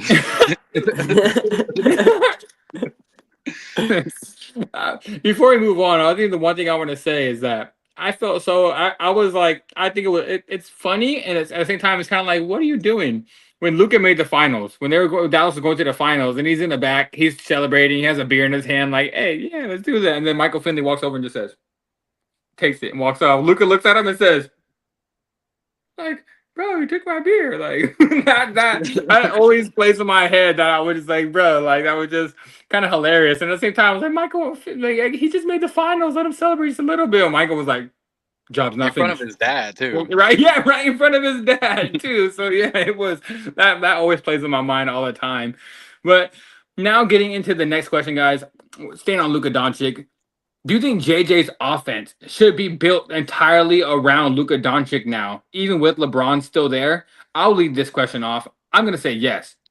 You have LeBron start playing off ball a little bit, LeBron cutting to the basket a little bit more, let Luka bring up the ball more, and then depends on who's on the court. Maybe you had take LeBron off and leave Luka out there, or you take Luka out and you leave LeBron out there. Then they can start being the ball, the where the offense is focused around. But I honestly really believe LeBron should be. It's kind of crazy to say, but at least in the regular season, because we need LeBron to stay healthy. Right now, LeBron's hurt, right? So we're gonna get into the. I don't think I put that question down for you guys, but we will get into LeBron James' injury before leading to the season. But LeBron's hurt right now. And if we want him to last the rest of the season, I think it's smart to have LeBron as your third option. You go to move LeBron to that third option, build the offense around Luka, and let Austin Reeves cook on the side. Let Austin Reeves get the isolation. Let him do what he does. Let him get wide open 3-point shots. And Austin, he can score. That's what Austin can do. His defense is kind of suspect. He can pass the ball okay, but he can score with the best of them. Austin Reeves, like that dude. I have not seen a white boy play with that much swagger and as in like in moves and dribbles since like White Chocolate with the Kings back in the day. Like I swear, like Austin Reeves is kind of just different with how he plays. It's kind of weird. It's not weird. It's just kind of like who taught you how to do all those shimmies and stuff? Like where'd you get that from? Growing up in little town of Oklahoma, like where'd you learn that from? But Arkansas. oh yeah, Arkansas. He played at Oklahoma. So yeah, but Arkansas. But yeah, No, Arkansas. but Arkansas. yeah, Arkansas. But I believe that LeBron should be that third option, and yes, the focal point should be Luka Doncic this year, especially with him being in great shape. If I'm JJ, I'm running everything through Luka this year. So I forgot who else I'm gonna pass that to first. So next, oh, Mr. Hart Carter, you're next. This one, the one thing, and you know how I've been about this for the last few years, and I mean, I just felt like he couldn't do it because AD isn't like as much as everybody wanted AD to be a one. How many Mhm. people in this league do you see that's a big man that's a one? Like that they are the number one option? It's just not. That doesn't happen very often, There's only you know? about three. And even then, like when the game is on the line, when it comes to Jokic and them, right, which is probably the best big man, who still takes those shots? Murray does. Mm-hmm. You know what I mean? You need the person that can shoot. Like, so the biggest thing to me is I've always wanted LeBron to be able to be like he really likes the numbers, we know he does. He wants to score, he wants to put the numbers on the stat sheet. Um we don't need that. We don't need, just like you said, I would way rather him be third option and give us like 15, 20 points instead of 25 trying to shoot for his 23 and over, like his average. Like Mm-hmm. like average a little bit less this year. You Like don't need 20 and to 15. average. you don't need to average something crazy this season to just lose again in the end. Like, I Hmm. just don't see that. And I think the best thing is like you said, run the offense through the players you have. Let them get their footing and actually feel comfortable and all this stuff, because you've seen it late game time and time again, and it was one of the most frustrating moments I think for us in the playoffs was when LeBron in those last few plays went to the top of the key and took that three Oh when we man, and I we hate were it. so mad, because it's like, bro, you did not need to do that. Like, you have two offensive players, right? And he's done it his whole career. It's just he always seems to make that dumb decision last second, and he plays the rest of the game like he's smart as hell. It does not make any sense to me. But that's the main reason right there. It's just like, you don't need to do it, and he tends to. I wouldn't expect him not to, because you've seen, like, it's going to go into some of the other questions we have coming up here, but it's, I said, he kind of wants the attention at times, Yeah. so it's like, I almost feel like it's going to be not so much of the Lakers saying Luka run the offense, as much as like LeBron is still going to try to be a part of the offense because it matters so much to him, Hmm. like to be the 40-year-old dude scoring 25 points a game, but you're not going to win, bro. You're not going to win. I promise, if he scores that and averages that again, we do not win at all. Right. Yeah. And what you think, Has? For sure, Braun just doesn't need to command the ball like that, like how he was in over the years. And you know, having Luka there is definitely gonna take that huge load off of his shoulders. So, most of the time, I just felt like it should definitely be built around him, especially having the ball in his hands at least, 60, 65% of the time. And then, give that little 20, 30 to Braun. And then the rest, you just give it to the team to kind of just pretty much step up and make these open shots and play D. But yeah, I mean, the sooner the better would be the very best option and very ideal for the team moving forward. So, like I said, Braun has really within the last couple of seasons alone, I feel like Braun just plays better when he's just off the ball. Like he doesn't obviously have the same speed as he did once before in all his career, but like dude can literally just cut to the basket and he's already at the rim. Or he can just most of the time he wants to just kind of play this post up ball anyway and just kind of get every to draw the attention on him and then he just kicks it out and somebody just makes that open shot. So Hmm. um yeah, I feel like it has to kind of be built around Luka in order for them to kind of get a better flow of what they have on the floor, no matter if it's the bench or the actual starting five. So, yeah, I definitely feel like it has to be more built around Luca. Yeah, no, I agree with both of you guys. Like I said, I think it'd be best for LeBron, at least in the regular season, to be that third option. And honestly, at the end of games, if LeBron's gonna pull up a three at the end of the game, don't give him the ball. Like, please, just like Luca. I'd rather have Luca take a step back three with two people on him than LeBron pulling up a three at the end of the game Or with someone on him. Austin, Like, or Austin. Like, I'd rather Or have them do it, because one thing that Skip Bayless, I'm a big fan of Skip Bayless. I watch him all the time. Is where Skip Bayless always said this, and people always get mad at him, from Stephen A. to Shannon Sharp to Nick Wright. Everybody always says Skip will always say LeBron shoots that three at the end of the game because he's scared to go to the free throw line, because he doesn't want everyone looking at him, and if he misses the free throw, it's gonna be the biggest thing.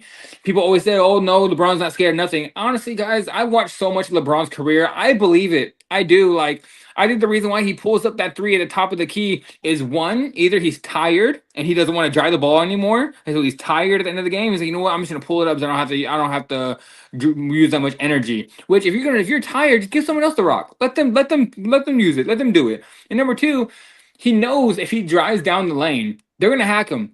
They're going to say, go to the free throw line and make those shots. And he doesn't want to stand there for two shots and try to make them. And I'm not going to lie, I do believe he can do it. I believe he can make those two shots to free throw line at the end of the game. I believe he can do it. But the point is he doesn't believe in himself. He thinks, if I miss one, then everyone's going to be, because he's one thing about LeBron. He's always aware of everything. Every little tiny move he makes off the court, and on the court, he knows what he's doing because he has been in the spotlight since he was in high school. He knows how to make the media react to certain things. He knows how the media is going to react to certain things. So with him, it's like if I miss one free throw, they're going to be talking about this on ESPN tonight. So I got to just pull his three up, and I'd rather miss the 3-pointer because they can say, "Oh, LeBron's hit other game winners before, so it's fine." Or instead of him going to the free throw line and missing the free throw, and everyone say, "Oh, LeBron choked." He'd rather have that It's the narrative than easy LeBron way choked. out. It's the easy way He out always takes the every easy way time. It out at the end of is. the game. It So does. And I he's taking the clutch shot, like you said, yeah, because technically you can he sit shot there it. and argue he shot the ball. Like, oh, Yeah. you want the best player on the team to shoot the ball. But yes, we want the best player to shoot the ball at the end of the game within a smart decision. Like I don't know Yeah. if you've seen the play JJ drew up for Dalton Connect at the end of the Kings Hmm. one that he made the three. That was a Yeah. smart fucking three. You Yeah. know, like I like, come on, man. Yeah, so LeBron, I will get into LeBron after we get done with Luka. 'Cause right now we're on Luka right now, but yeah, we'll talk more about LeBron. But I just want to say that I really feel like LeBron is, I think he is scared to go to the free throw line. Like, not scared, he's not going to make it. More scared of the narrative around him. He doesn't want to be known as a choke. Like, I'm chasing Jordan, so I have to go out there and put my 25 shots up. And if I miss a three, if I miss a free throw to win the game, everyone's gonna say I'm not better than Jordan. And yeah, so I really believe like LeBron knows that. But now going back to Luka. Next question, guys. I'm gonna let Hez lead this one off to where we just talked about his workout regime, his weight loss. We all think he might come in here and have a great season. Do you think that Luka Dončić is going to win? Or I should say, do you think? Because we're going to get into our MVP predictions. But do you think Luka could win the MVP this year? And it's a two-part question. Would the Lakers have to be a top 3 seed in the West for him to get that MVP this year? Easily the way that he's been playing, and got in shape. Obviously, that he's going to be my favorite to do so. Not just being a Laker fan, but Luka's already been pretty much my favorite player, even before when he may have made the finals in previous years. So, Mm-hmm.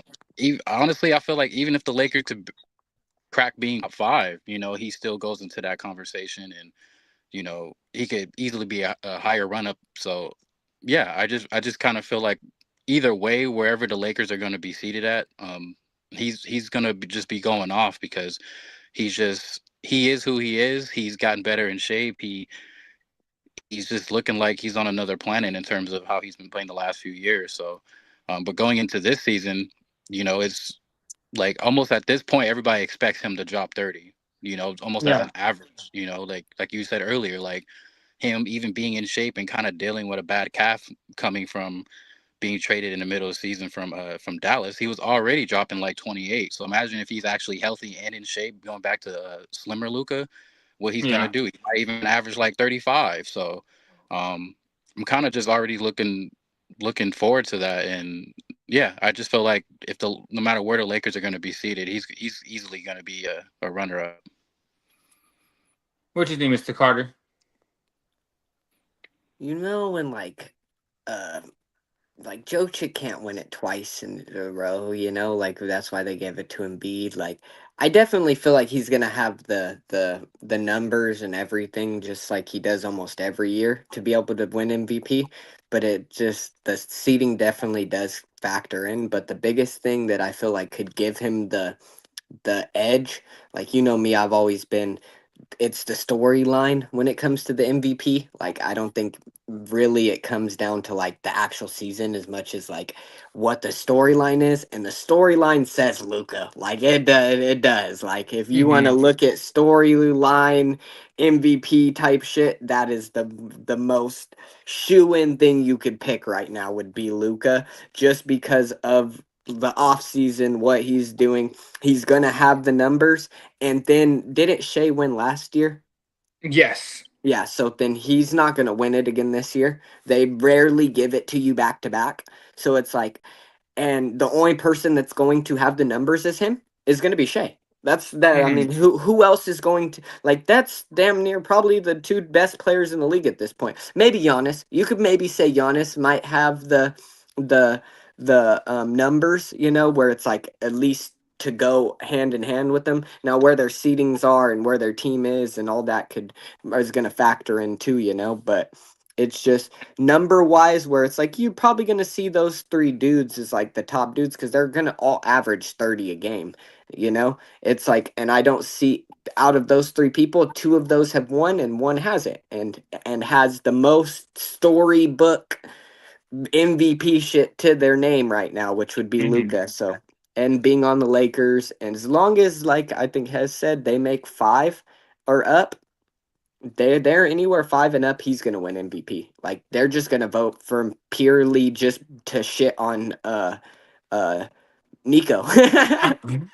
like, like I swear everybody in the like, because everybody feels like how we feel. You've watched enough of other podcasts and people speaking on it.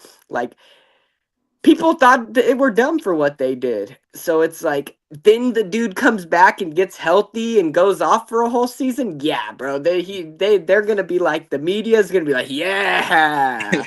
Yeah.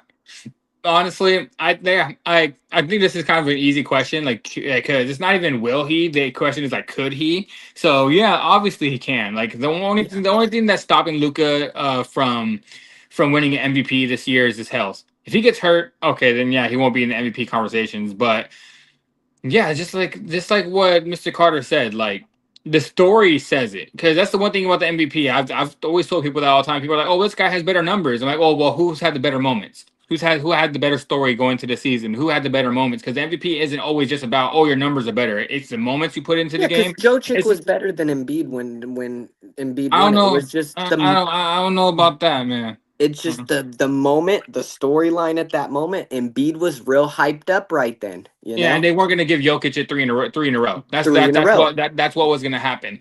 So, But there's only one person to ever win 3 in a row ever, and that's Larry Bird himself. But besides that, um, yeah, I think it's going to come down to the storyline. It's going to come down to where if Luka stays healthy, because he's probably going to be in that conversation to win it. It's going to be, to me, it's going this year. It's going to come down to 3 players to win MVP. I think Giannis is going to put the numbers up to win MVP, but I just don't believe he's going to have the highlight.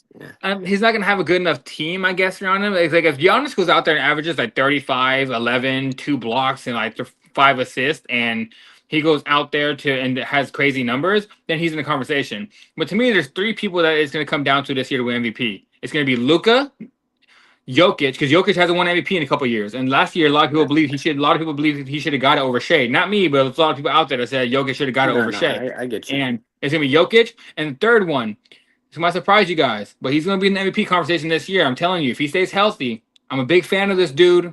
I like him a lot. I said he was probably the next greatest player of all time coming up if he just stays healthy. It's Victor Wembanyama. No, I'm just kidding. He's Ben Simmons.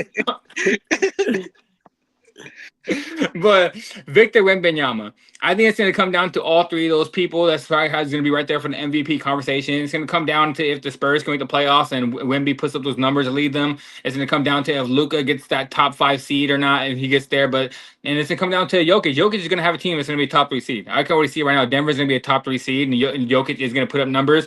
So Luka could win it. And honestly, I believe he needs a top 3 seed to win the MVP. I don't think he can win the MVP at 4 or 5, even with the numbers, because if Wemby leads the Spurs to the playoffs, which we'll get into our predictions later on, if Wemby leads them to the playoffs this season, when the Spurs get a 6th or a 5th spot with De'Aaron Fox and Wemby's out there averaging 5 blocks, 13 rebounds, 25 points, and like, man, it's gonna be hard to sit there and say Wemby's not the MVP, but. And if Luka I'm telling you, bro, 5 blocks. I'm telling you, man. And if Jokic is out there putting up damn near the same numbers as Luka, averaging about 28, 8 assists and like 10 rebounds, and Luka's averaging like 34, 7 assists and like 7 rebounds, but the Lakers are in the 4th or 5th seed, and the Nuggets are 2nd or 1st. Then it's going to come down to they're probably going to give it to Jokic going into there. So I think he does need a top 3 seed to an MVP this year. And I think the Lakers are going to have a great season. And the one thing that does help him is LeBron's not hurt. Is hurt at the beginning of the season. That's the one thing that is helping him. If he goes in there and the Lakers have a good record while LeBron's gone, that's going to push him up a little bit more. But to answer the question, yes, I do believe Luka Dončić could win the MVP. I think he's going to be in the top 3 MVP conversation coming towards the end of the year. And Now the last question will stay on. Then we'll get into the actual. We'll get into LeBron James. Going to this last one, it's going to be: will Luka's new discipline, where his workout resume, his different his eating habits has gotten better. It seems like he's a lot more focused going into the season. Do you think that's going to rub off on the rest of the locker room in a Jake Ravioli and what's it called? Marcus Smart and who else do we pick up? And Deandre Ayton, especially that dude, because it depends if he wants to play, but especially Ayton, honestly, not everybody. Do you think it's gonna rub off on them? Oh, let's go ahead. Oh, um, yeah, yeah, it most definitely should if the team themselves just want to keep up and really help him out on the court as it gets further down line the season. Not even just Luka, but like they also have Braun and Marcus Smart and a few others that already taken they take their off season and when they're not playing games they take workouts pretty serious, you know. So a lot of those guys really push health and staying in shape as a very critical thing, you know. um yeah, I truly do feel like now that he's kind of not only proven to himself but to everybody around him, like, yeah, this is part of the process of actually having success and having a winning culture, is to just simply lock in, I mean. So I do feel like it should rub off on everybody else to kind of continue to compete with each other and hit that weight room, because it's part of that Mamba mentality, as Mr. Carter was saying earlier. Like, not too many people, let alone on the Lakers, are going to last that long if they're just kind of having that mentality of like, I can just come in and show up and do what I want to do. But Yeah. yeah, man, everybody really doesn't have a choice. They got to keep up with him, So yeah, I feel like it should be some discipline rubbed off on everybody else to kind of help him out. And what do you think, Mr. Carter? Do you think it's gonna rub off on the rest of the locker room? I think it's kind of like the opposite. I feel like it's because like the players we were talking about and stuff. I almost feel like it's gonna be like they're gonna be the ones to rub off on him, you know? Because like when you sit there and look at like most of our players on like even go look at like a Bronny, right? Which is like probably our what The goat. 14th man, right? Like even that knows how to stay in shape, knows like knows what like is a workhorse. Like you could see how hard he works. It's shown, you know. Um I feel like that's most of our roster at this point, you know, where it's like Rui has been just consistently working out with LeBron every offseason. You have Austin Reeves that just consistently is a workhorse. You have Gabe Vincent, like I said, he was injured, and same thing with Vando, right? They Yeah. were injured, so they couldn't work out in the offseason, but with them being healthy, they're both very workhorse type players. Like they work hard in the off season to get better. So I feel like with the locker room full of people that are just all trying, it is gonna rub off on him because like if I mean if I'm the best dude, right? I know I'm better than everybody here. But all you motherfuckers are working harder than me. I ain't gonna like that very much. Mm-hmm. You know what I Yeah, mean? that makes sense. So I would want to work 10 times harder, like how you said would be being the Mamba mentality. The way I look at it is I feel like it's gonna make Luka, seeing LeBron, seeing Rui, seeing all these people, Austin, trying so hard, and he's gonna sit there, and which it has already kind of showed in the off season. He's gonna focus on other things. He's gonna get his body in shape, and the discipline will go throughout the season now because he has that type of, like you said, in Dallas. Bro, them team like Kyrie wasn't holding him accountable as much as like Mm-hmm. it's shitty to say, but like and them dudes like they were probably like, yeah, let's go out. We could do whatever. Like where this team is gonna like rub off on him, where it's like I feel like they're gonna make him stay disciplined. And so we might actually see this Luka, because I think you had said it before, you want to see what he's like after a few months because Mm-hmm. sometimes when he comes in the season, he'll be in shape, but then a couple months after, he won't be as in shape. So you want to see if it's consistent throughout the year. And so that's what I would say is I just hope that the opposite kind of happens. I hope the rest of the roster rub off enough on him where he can really reach his true full potential. Yeah, I agree kind of with both of you guys. I think it's gonna be a little bit of like someone like Marcus Smart, Jared Vanderbilt, Rui Hachimura, and LeBron James, how they work out and how we know they're very hard workers. Luka's going to see that and he's going to want to keep up with them. So I think that's going to help him a lot. But the one thing where I say it's the other way, where I think it's going to rub off on one of his teammates, I just said it. Deandre Ayton. I Mhm. really believe if DeAndre sees everybody in the locker room working hard, especially Luka, that has the reputation that he doesn't work hard. And if he's working hard, DeAndre is going to see that, like, you know what? I have to work hard as well. And I'm a Los Angeles Laker. There's more media on me here. I was the number one overall pick at one point, and I should come out here and show it. And I do believe it's going to rub off on DeAndre Ayton. I feel like everybody else in the locker room doesn't need it to rub off on them because they already all work hard, especially even JJ Redick. JJ Redick It say, has rubbed off on Jackson Hayes oh, from yeah, comments yeah, that I've seen in the offseason. So I do get where you're coming from yeah. because I've seen Jackson Hayes and they just did the walkthrough with Lakers all day every day. He was talking about how much Luka has had an impact on him this offseason. So Yeah, even Jackson Hayes, like especially it seems like both of the big man, and probably the reason why it's rubbing off on them is because those are going to be the two weapons that Luka's going to be passing the to ball work to. with, yeah. It's, So it's I going to get be you. the guys he's throwing the lobs up to with Jackson Hayes and DeAndre. So I think it's going to help them a lot. They're going to see like, you know what, we need to keep up with him. We need to be there to catch the lobs when he throws the lobs to us, and we need to be in the right position.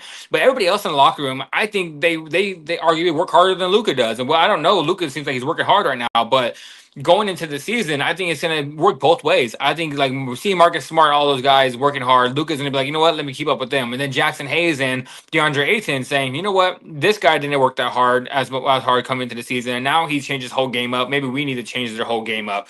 So yeah, I do believe it. I do believe that he's gonna actually rub off on a lot of these teammates, and I think it's gonna be like I said. I think it's gonna be a very good season if everybody's healthy, especially with the work ethic. And I do believe they're all going to be working or have a very good work ethic this Yeah, season. very motivated. I feel it. Yes.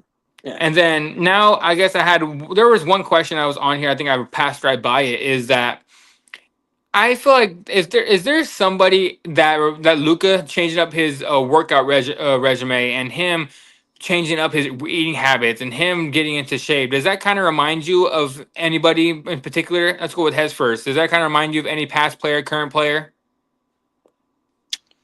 Um, Definitely, uh, more like sort of like some LeBron S type of deal, like just kind of wanting to change your all around habits and making these adjustments and just within the off season alone, especially coming out from having a recent history with injuries. So I would definitely put it like that.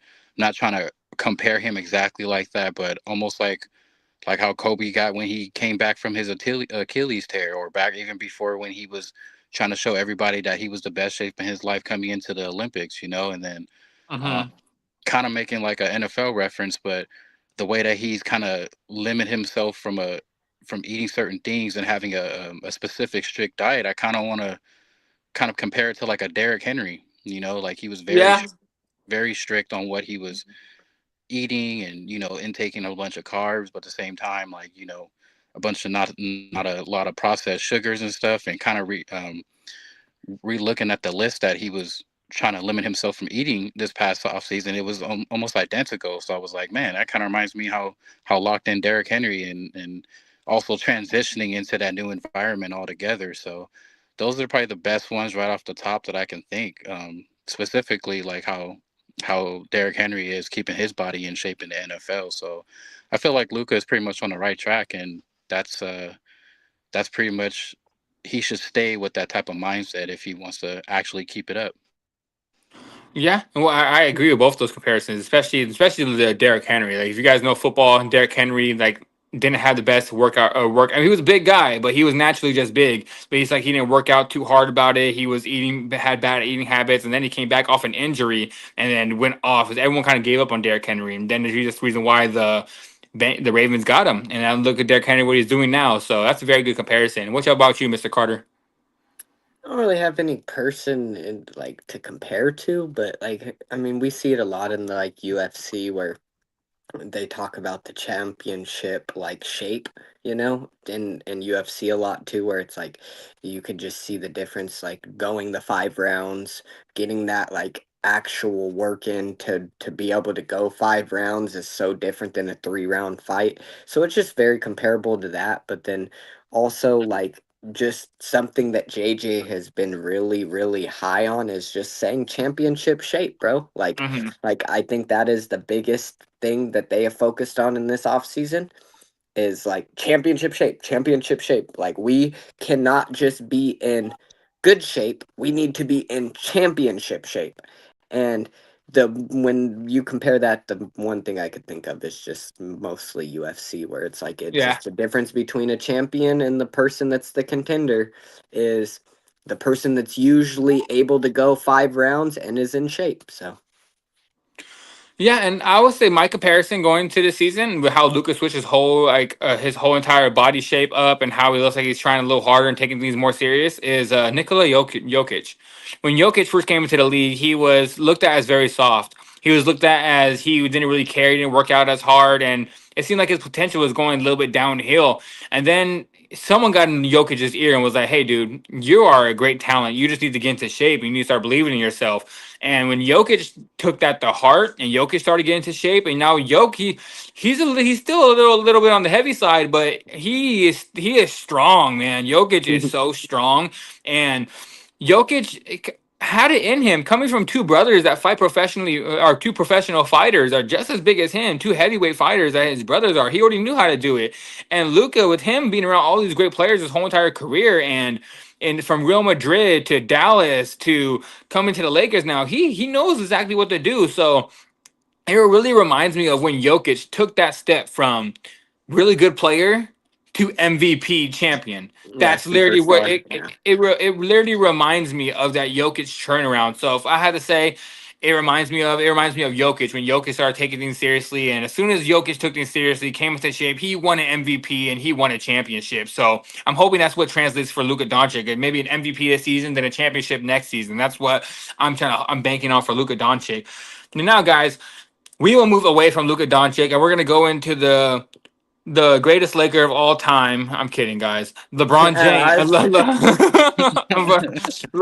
LeBron. We're gonna go into we're gonna go into LeBron James. The question I will lead off. I'll let Mr. Carter go with this one. Is why why did LeBron opt in without any negotiating any longer extension? Do you think it's showing that he just doesn't trust the Lakers organization as a whole, or do you think it's more of that he's getting old and he's probably planning on retiring soon? so I don't want to be mistaken, and I know you will know this question, so I want to ask you first before I did they like he could have uh opted into a longer contract? He could have opted he could have opted out and left the Lakers, or he could have opted in but he wanted a new contract, but the Lakers said no. Yeah, they're They not didn't giving. want They they didn't want didn't to want give to him one, re-sign right? him. So the question is kind of like, why, if the team already told you no, they're not gonna re-sign you long term, is why would you opt in? Like, it's more of like, did he just take the money because he's getting paid a whole bunch and he doesn't trust the Lakers? So he's like, I'm just No, gonna take the money no, and run. yeah, 100%, 100% to me. Like, you know how I feel about this. I understand he's still top 10 in the league right now. He's still playing at a high level, all this stuff. But no 40-year-old man on my team should be getting paid $55 million. I'm sorry. I just don't Yeah. see it. I don't agree with it. And I don't think the Lakers agree with it because why would you keep paying a superstar number? Like LeBron's not a superstar at this point. He is great. He is a good player and all this stuff, but he's not at that superstar level. A superstar wins you games and takes you to the next level. He has not been doing that. So it's Hmm. like you don't deserve a max contract. You do not deserve that type of contract to me. I feel like I still feel like when he was talking about last year taking the pay cut and stuff, I still feel like he should have did that either way, just to give us a little bit of room, and not just that, because that's what you deserve. Like that's the level of player you are at right now. Why is he the only person And I understand he's playing way better than these people I'm going to name right now. But when it comes to all the people that were in his class, right? Carmelo, Westbrook, Harden, all these people, right? All these people that have played, right, are not getting that number no more. And I understand they're Mhm. not playing at the same level as him, right? But it's still not equating to the same they're both out first round. They're both not getting far with it, you know? It's like I understand LeBron won one championship, but like that's when they gave him the contract, you know? Like you got what you deserved for what you did. Now you're for the last 2 years you haven't won. Why do you deserve a $50 million contract? That's the thing to me where it's like the message that he sent to the Lakers was, I'm here to make money. Like, and to me, to most people, I think to most Lakers fans, they feel like this is like LeBron just holding on to his career. And they're gonna if somebody was gonna offer you $50 million to just stick around and play basketball, and you're playing at a high level, you're gonna do it. And that's what he did. And what you think, Hez? Do you think he's kind of just like taking the Lakers' money and running with it since why he opted in when they already told him no to the contract? Well, he's already made his money tenfold just throughout the Yeah.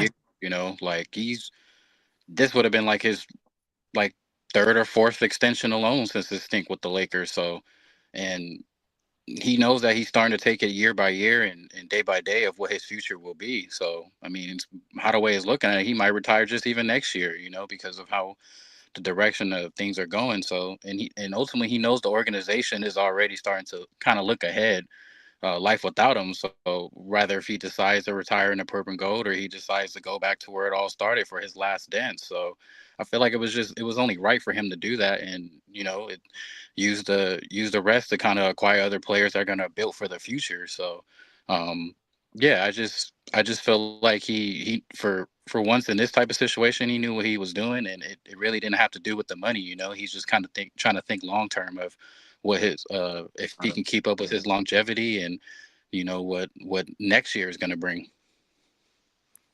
I can see it from that point of view too. I think like I'm more me personally, I'm more on the side where I'm just kind of like over LeBron's shit. I really am. I've been over it for the past couple years now. I think last year I gave him one last chance, and it just like from when he first came to the Lakers. I don't know if you guys remember this. I was already over when LeBron first signed to the Lakers, and he was in LA. And then the first thing LeBron does to the Laker fans is say he tweets out an address to a Blaze Pizza in LA. He tweets out the address, and then everybody goes and shows up to that Blaze Pizza. Oh, LeBron's gonna be here. LeBron's people gonna be here. Over 1,000 or 2,000 fans are out there waiting for LeBron to show up. LeBron's in his pool and Brentwood just chilling in his pool. He posted a picture of him just chilling in his pool, just chilling, and everyone's waiting for him to show up, and he never comes. And he says, and then they ask him about it. He says, "I never said I was coming. I just tweeted the address, bro." Like I don't like I don't. I really don't understand. Like I've been over it since then. Like it was his first year, and now he won us a championship, so I'm very grateful about it. But now getting into this, I really believe that LeBron took the money because LeBron, if LeBron was about winning, because that's my answer to the question. I think this shows that he is not about winning anymore. Because if he was really about winning, he could have done two things. He could have opted out and went to Cleveland. He could have went back to Cleveland for his last year and played with that team over there, those young studs over there, and got to probably went to the finals and with him playing point guard, running that offense with Mobley, Allen, Garland, and Mitchell. He could have went over there. He could have done it. He could have took the veterans minimum and went over there and got a championship most likely. Other thing he could have done is he could have opted out, re-signed a 1-year deal with the Lakers for about 10 to 12 million. And saved us some cap room so we could have went and got some more players. But he takes 55 million on the books because he's like, you know what? I'm not going to get this anywhere else, so let me get it right now while I can. So, and one thing about LeBron, what he wants to do, he wants to own an NBA franchise. He's been saying that for a long time. He wants to retire and then buy one of these teams and try to do like another thing, in my opinion, trying to keep up with Jordan again, trying to prove, you know what, maybe I can buy a team. I can be better than Jordan at that point too. Maybe I'm not a better player, but I can be a better owner. Well, anybody can be a better owner than Michael Jordan. Michael, the worst owner in the NBA. But the point is like I I believe that he just took the money because he knew he wasn't going to get it anywhere else because he had so many options, but he decided to say, you know what, I'm going to take $55 million off the books. I know people are going to say, well, the Lakers offered it in him, his contract, who wouldn't take the money? You know who wouldn't take the money? Someone like Tom Brady. Tom Brady in the end of his career wouldn't have took the money. Tom Brady would have said, you know what, guys, use that extra money to go sign some players so we can compete and win a championship this year because that's a man that was all about winning. And going to why the Lakers didn't offer him the contract too is because I think the Lakers, it's sad to say, but I think the Lakers learned their lesson from back in, was it 2015 or maybe 2014 when Kobe Bryant's contract was coming to an end and he was coming off that Achilles injury. And Kobe wasn't Kobe anymore after that Achilles injury. But they went and signed Kobe to I think it was 2-year or 3-year extension, offering him $30 million a year. And that kind of put the Lakers in a stronghold for about many years because Kobe was taking that money off the books. And my thing is about Kobe Bryant is he's not LeBron James. He deserved it because everything he Give did us for the his Lakers. blood, sweat, and tears. Yeah, That's what he is. Kobe Bryant deserved that because that was more of a contract of like a thank you. Like, here, you know what, Kobe, here, I know you want to go and do some endorsements and different things. You want to open up businesses after. For Kobe. Yeah, so I think he deserved it. LeBron hasn't. Besides winning the championship, what has LeBron given us? Besides, LeBron hasn't. Like, he's already showed fans he doesn't really care about them. He's there because it's Hollywood. He's there for his legacy, and that's my answer to the question. He just shows he doesn't want to win anymore because he could have done those two things. He could have went to Cleveland. He could have opted out and went to Cleveland. He could have went to Golden State. They were going to offer him a contract, but he decided to take the $55 million instead of giving us the cap room so we could have signed another max player. He decided to take the money off the book. So that is how I feel about it. I might just sound like a LeBron hater at this point, but I've openly said it. I'm just tired of LeBron shit. As a Laker fan, I'm over it. Like, I can't wait till he's gone, and then we have the Luka Dončić era.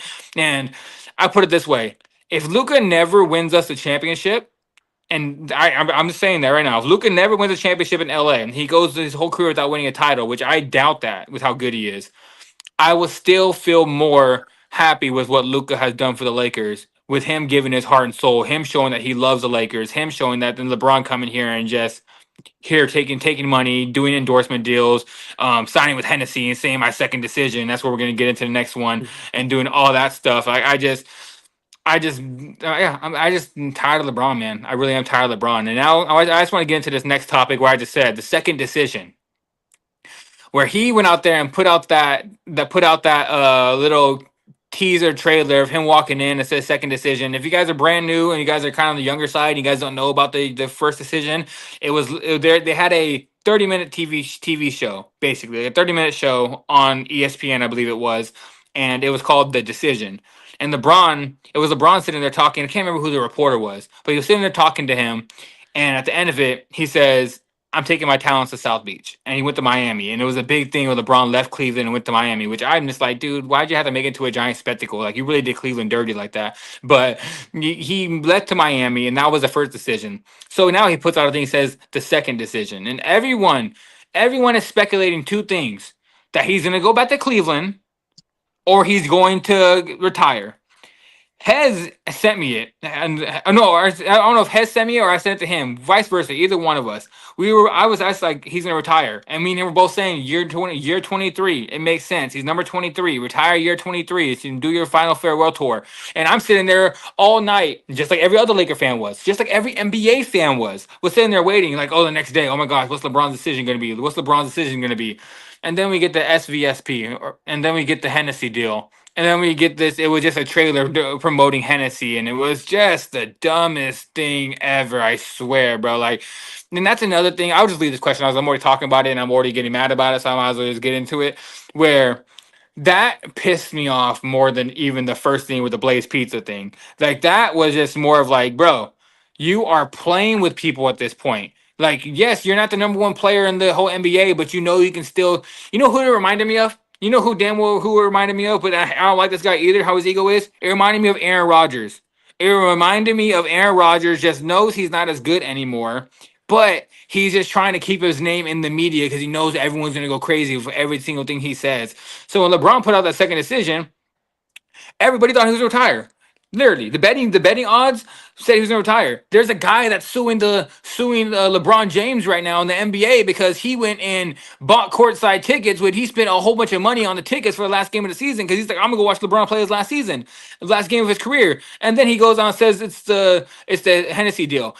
Tickets went from being $80 for the tickets to go to the Laker game against the Jazz, the last game of the season, to $700 for the cheapest ticket to get in to the game for the last game of the career, last game of the season of the Jazz. Even the ticket prices jumped up because of LeBron, and then he goes out there and it's a Hennessy deal. Like, dude, like guys, I was just so pissed off, and that's just another reason why I'm just tired of LeBron shit. I really am. Like now he's going to do this stuff. So my question is I'm just gonna answer it real quick, and I'm gonna pass it to Mr. Carter. Um, did the second decision hurt LeBron's legacy, or was it just good business? And my answer, I think you can answer this both ways. I think it was good business, first of all. You got everyone all over it. So it was good business. I can say that for sure. It was for sure good business. Second of all, it didn't hurt his legacy as a basketball player. To me, he's still top four, greatest player of all time. Some people have him at one, some people have him at two, but he's like top four for me. But it didn't hurt his legacy that way. But it hurt his legacy in respect. That's what it hurt his legacy for. Around the league and around the Los Angeles Laker fans, it did hurt that legacy. So that's my answer to that question. Legacy wise, I kind of, you know how I am. I agree with a lot of the stuff you said when it comes to LeBron. It's just you're the one who have kind of made me like not have so much of hate for him because like you've told me how calculated LeBron is. And you know what that was? That was the most calculated business decision you could have made. And the only thing I don't like about it as a fan is the timing of it. Like the biggest thing is in the off season at the time when your dude and your main superstar is getting all the attention, you take all the attention off of your superstar and you revert it back to yourself. Other than that, like I don't really care. It's like you said, the respect thing with LeBron. I'm never gonna respect LeBron as like he's a drama queen when it comes to things. Like as a basketball player, I've told you, I've always respected LeBron as a basketball player because he is one of the greatest to ever touch the basketball. You have to just respect the pure but LeBron, like how he acts about things, how he handles the team, and I've never been a fan of it because he acts like, and again, I want to put it this way, but he kind of acts like he's playing women's NBA or something. Like when you sit here and have all these people out here like arguing over nonsense, and I He's feel like acting that's like Angel Reese.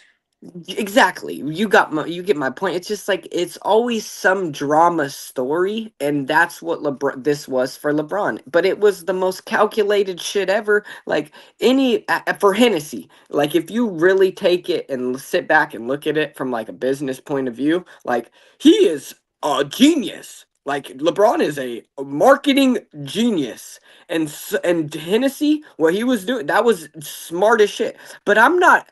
Mind you, I ain't a Hennessy drinker. I ain't an alcoholic. And two, I ain't worried about. I watch this shit to watch basketball. I don't want to see my favorite, my star of my team, not my favorite, the star of my team, acting like that. It just, I don't think if you were if it was the Buccaneers for you or the Rams for you, if it's the Lakers, the Dodgers, like it doesn't matter what team it was. I don't get how you would want your superstar to care so much about marketing and like themselves and worried about like, and going back to the last thing too, right, with what Hez said, I don't think LeBron cares. Like he didn't do that for money. He didn't sign the contract for money. He doesn't need the money. He does it because it's calculated, bro. It's the right decision. We may disagree with it as fans that it's the wrong decision and we shouldn't do it, but you know what that $55 million deal for LeBron was a right decision. You know what that Hennessy thing was a right decision. For LeBron's bank account and his team and for him, it's great. For us as Lakers fans, it is shitty. You know? Mm-hmm. That's the way I would put it. What you look at? How you look at this, Hez? How you look at that second decision? I felt like it was already something up because, as people remember, the first time when he did the decision years ago when he had decided to go down to make that the announcement that he's going down to South Beach, um, it took days. It took almost like a week for that to happen. And when it did, it was like, obviously it was he got straight to the point, but they just prolonged it more than it had to be. It was just very dramatic. But overall, yeah, I gotta admit, it was good marketing. Like Hennessy was already big as it is from just endorsements, just from artists out there, and then even other athletes. But this one just really put them over the top. So it's like, and for him to actually buy into it, it really just it put him. It really made him richer, on both sides. So, in terms of his legacy, I feel like, you know, it doesn't really hurt it too much just because his time's coming up anyway. Him deciding to retire is going to happen soon. So, um, and what I people don't realize either, like it wasn't even just him, because like the following day, Trey Young practically did like a decision thing, and he was like, "Oh, I'm a," like, and he didn't even have to say it. I forgot who the dude was interviewing him, but he was like, "Yeah, so I'm just assuming right off the top you're make this big announcement that you're gonna leave Atlanta."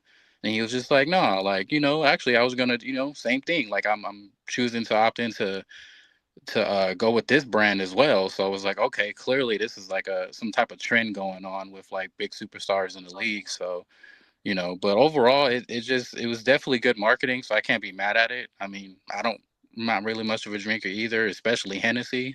So uh, yeah, I was just like, you know what? Yeah, I can't be mad at that. But in terms of his legacy, no, it can't. Really doesn't diminish of what he has accomplished, but it definitely was unnecessary for the most part.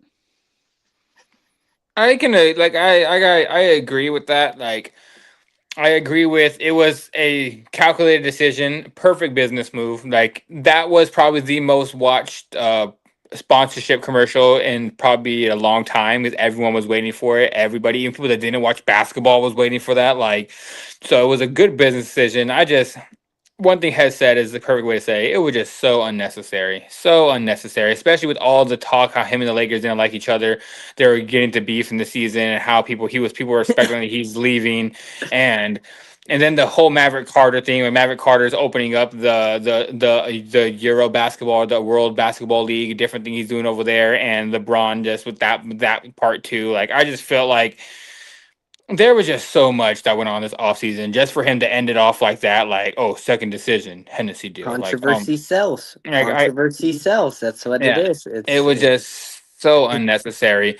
And I guess now the next question, staying on the Hennessy thing is, I think we've kind of already went over this, but we'll just ask one more time, especially Mr. Carter. Mr. Carter basically said what he thought about this part is, do you think the Hennessy partnership was a genius marketing move, which we all said yeah already. It was a genius marketing move. Or do you think, or I should say, which one do you think it was more of? I should say, genius marketing move or a poorly timed distraction to the team? I mean, as a Lakers fan, of course, a poorly timed distraction. As like a regular, I mean, for anybody that's not a Lakers fan, like, no, yeah, it's just a genius marketing move because it has no effect on your team whatsoever and doesn't like affect anything else. Like, if LeBron retired or didn't retire, it like the world's still gonna keep going. Like, it's not.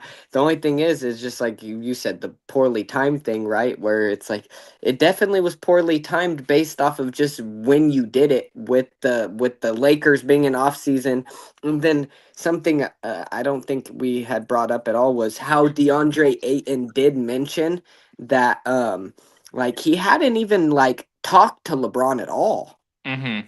Like there was no like we criticize other players all the time. Like I can't remember who it was, right? If it was Embiid or somebody, right? When the player got there, they didn't even text him. Like they didn't even like interact with them or try to like Mm-hmm. when you get a new player to your team and you're the main dude, that's what you do. And you know who did was Luka.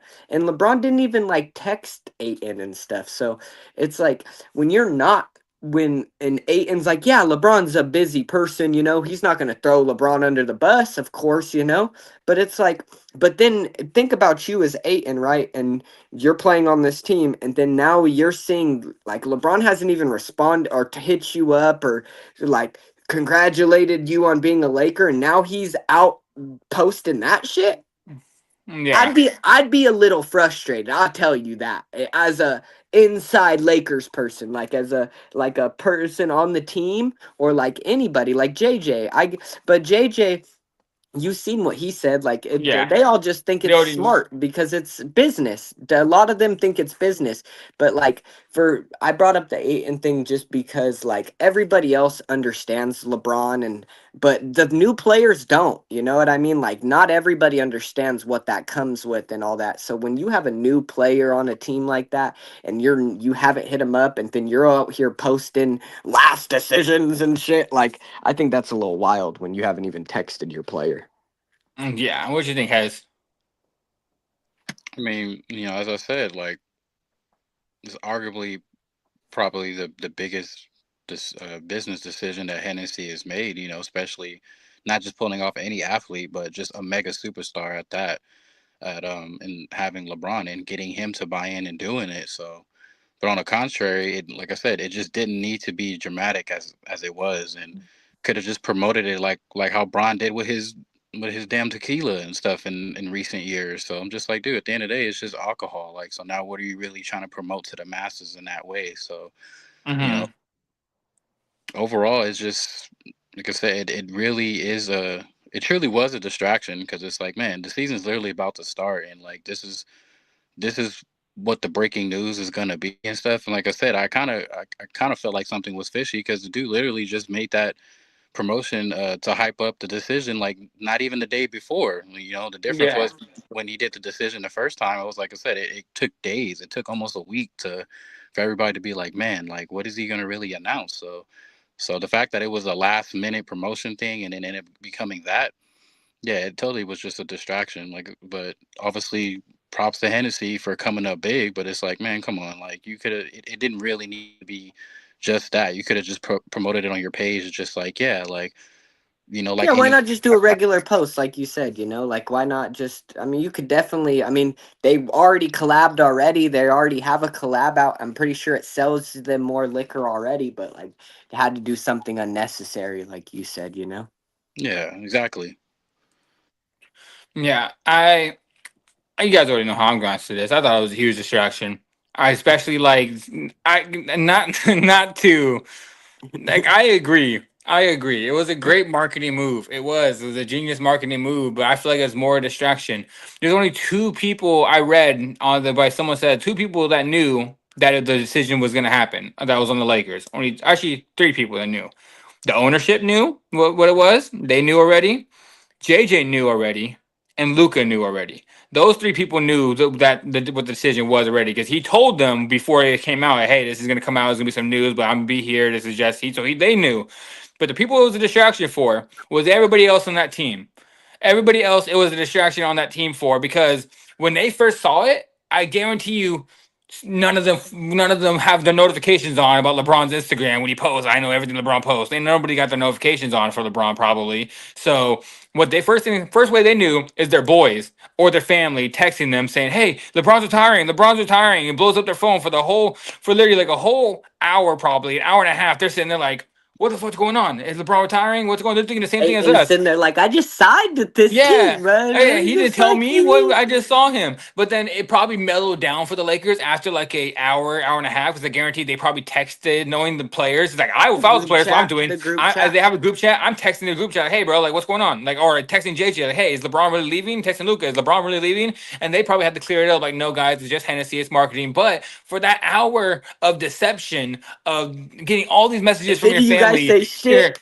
yeah, yeah. So and then I don't. It was just a horrible distraction, like especially like to like fans, the team, not Luca or JJ because they knew already before it even came out, but just like everybody else, it was Agree. just horrible. Like I don't know, like guys, I was really like I'm gonna say it again. I'm tired of LeBron shit. I really am. So now getting into the next question, guys, it's gonna be getting into should the Lakers feel disrespected? The Lakers and the fans. The Lakers, as fans, we mean us. So should the fans and the Lakers organization feel disrespected about how LeBron handled the opt-in situation? Let's go ahead. Let's go with you, Hez. I mean, this too shall pass. 'Cause, I mean, all in all, like it was just a moment in time where it was, like I said, it was a total distraction. It had everybody at the edge of the seat, but um, you know, from a fan's point of view, from a real fan point of view, like we can only just kind of look forward to really, you know, get ready for what we all been waiting for, which is to finally see Luka be in his full, you know, first full season with the Lakers, and you know what the team is going to be really made of. Overall, man, it's just something that, like I said, everybody just kind of has to look past it. Like, yeah, we're probably going to look back and being like, man, remember when LeBron just kind of, you know, just kind of put everybody at the edge and just been like, yeah, like, is this really going to happen? Is he really going to retire so soon? Or, you know, this is going to be the last year? But yeah, man, it's just something that it was a little bump in the road where everybody's like, yeah, we got to just look forward. What do you think, Mr. Carter, about the opt-in situation? Do you think fans and the Lakers organization should feel disrespected by it? I mean, to a certain point, like, I mean, I've told you before, like, the way he just handles the situation is just he does what's best for him. And I think we kind of broke this down in a couple of the other questions, but it's like he does what's best for him, and it makes sense. I understand it, but it's not always what's best for Lakers and the Lakers fans.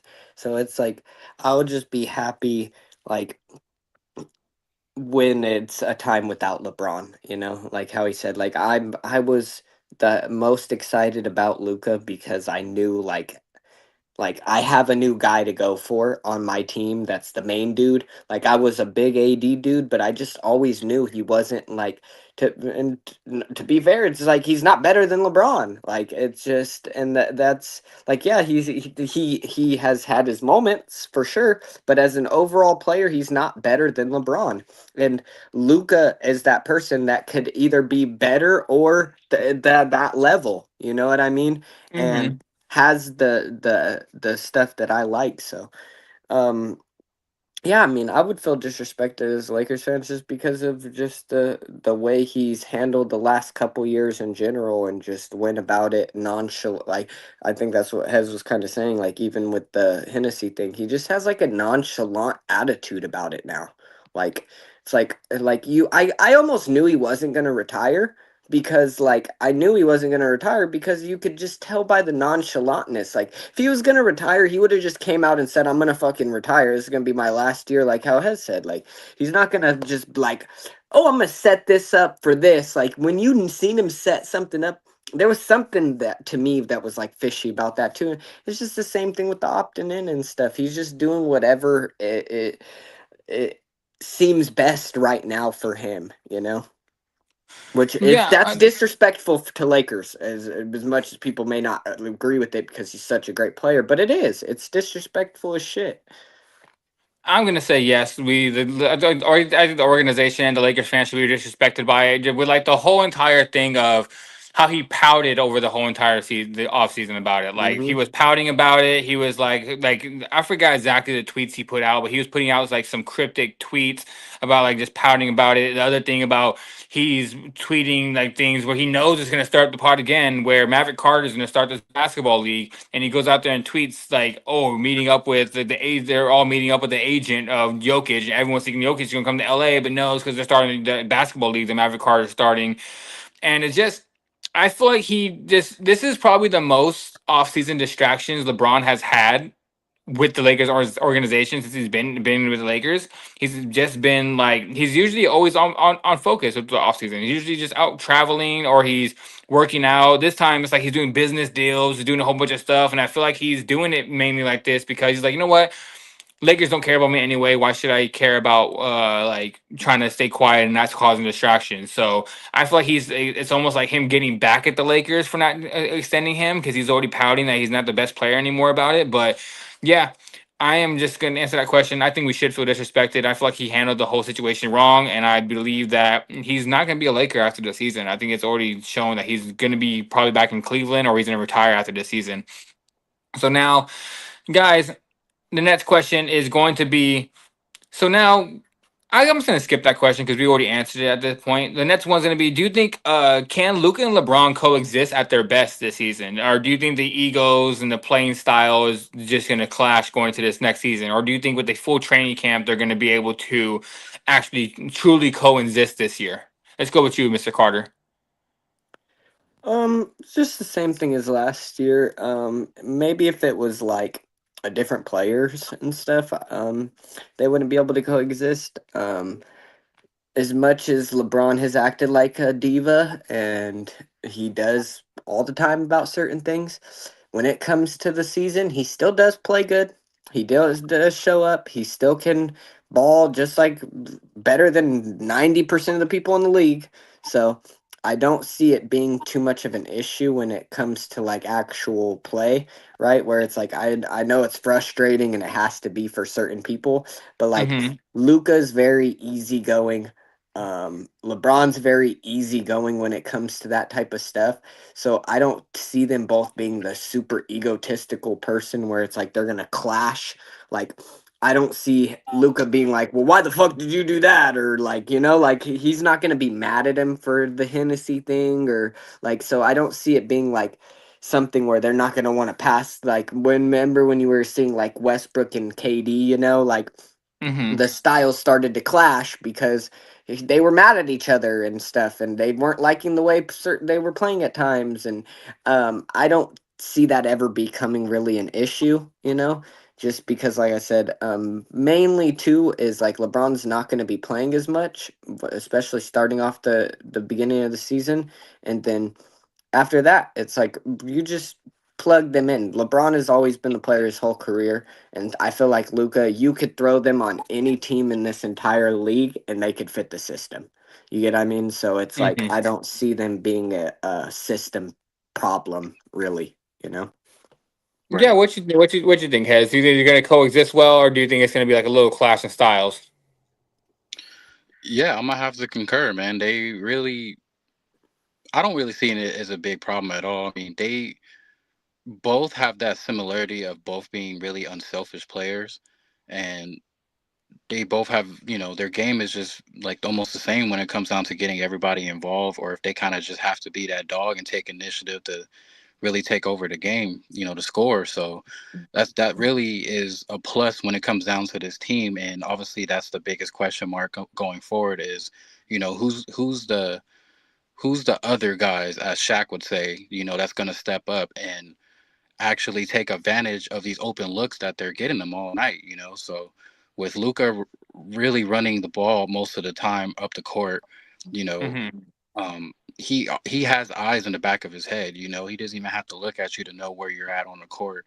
Rather, if you're just posted up in the corner, or you're actually slashing into the rim, or you're just setting screens. Like, he notices the littlest things. The same thing with LeBron. The only difference now is that he's only trying to draw in more of that attention to him in the post. So it's relatively like almost the same player when you think about it. Obviously, Luka could do a little bit more than Braun has really ever had, especially when he was at Luka's age. So yeah, I really feel like they're gonna mesh with each other very well on the court. And like I said, it's just only time will tell if the other people are gonna help them around actually win.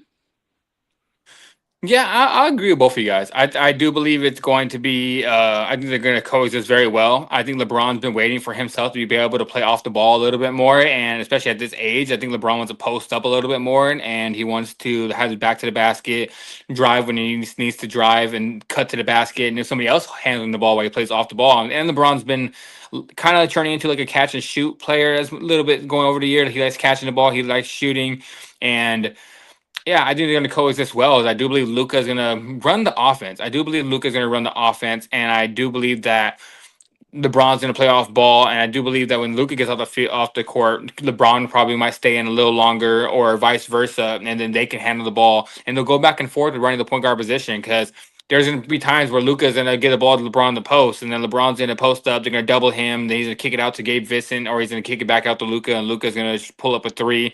But the one thing about Luka's not really a catch and shoot guy. Luka likes to take that extra dribble. Luka's not really like a catch and shoot. He likes to shoot off of the dribble. But LeBron likes that catch and shoot spot. I think he's going to like it a lot, and I do believe they're going to coexist very well.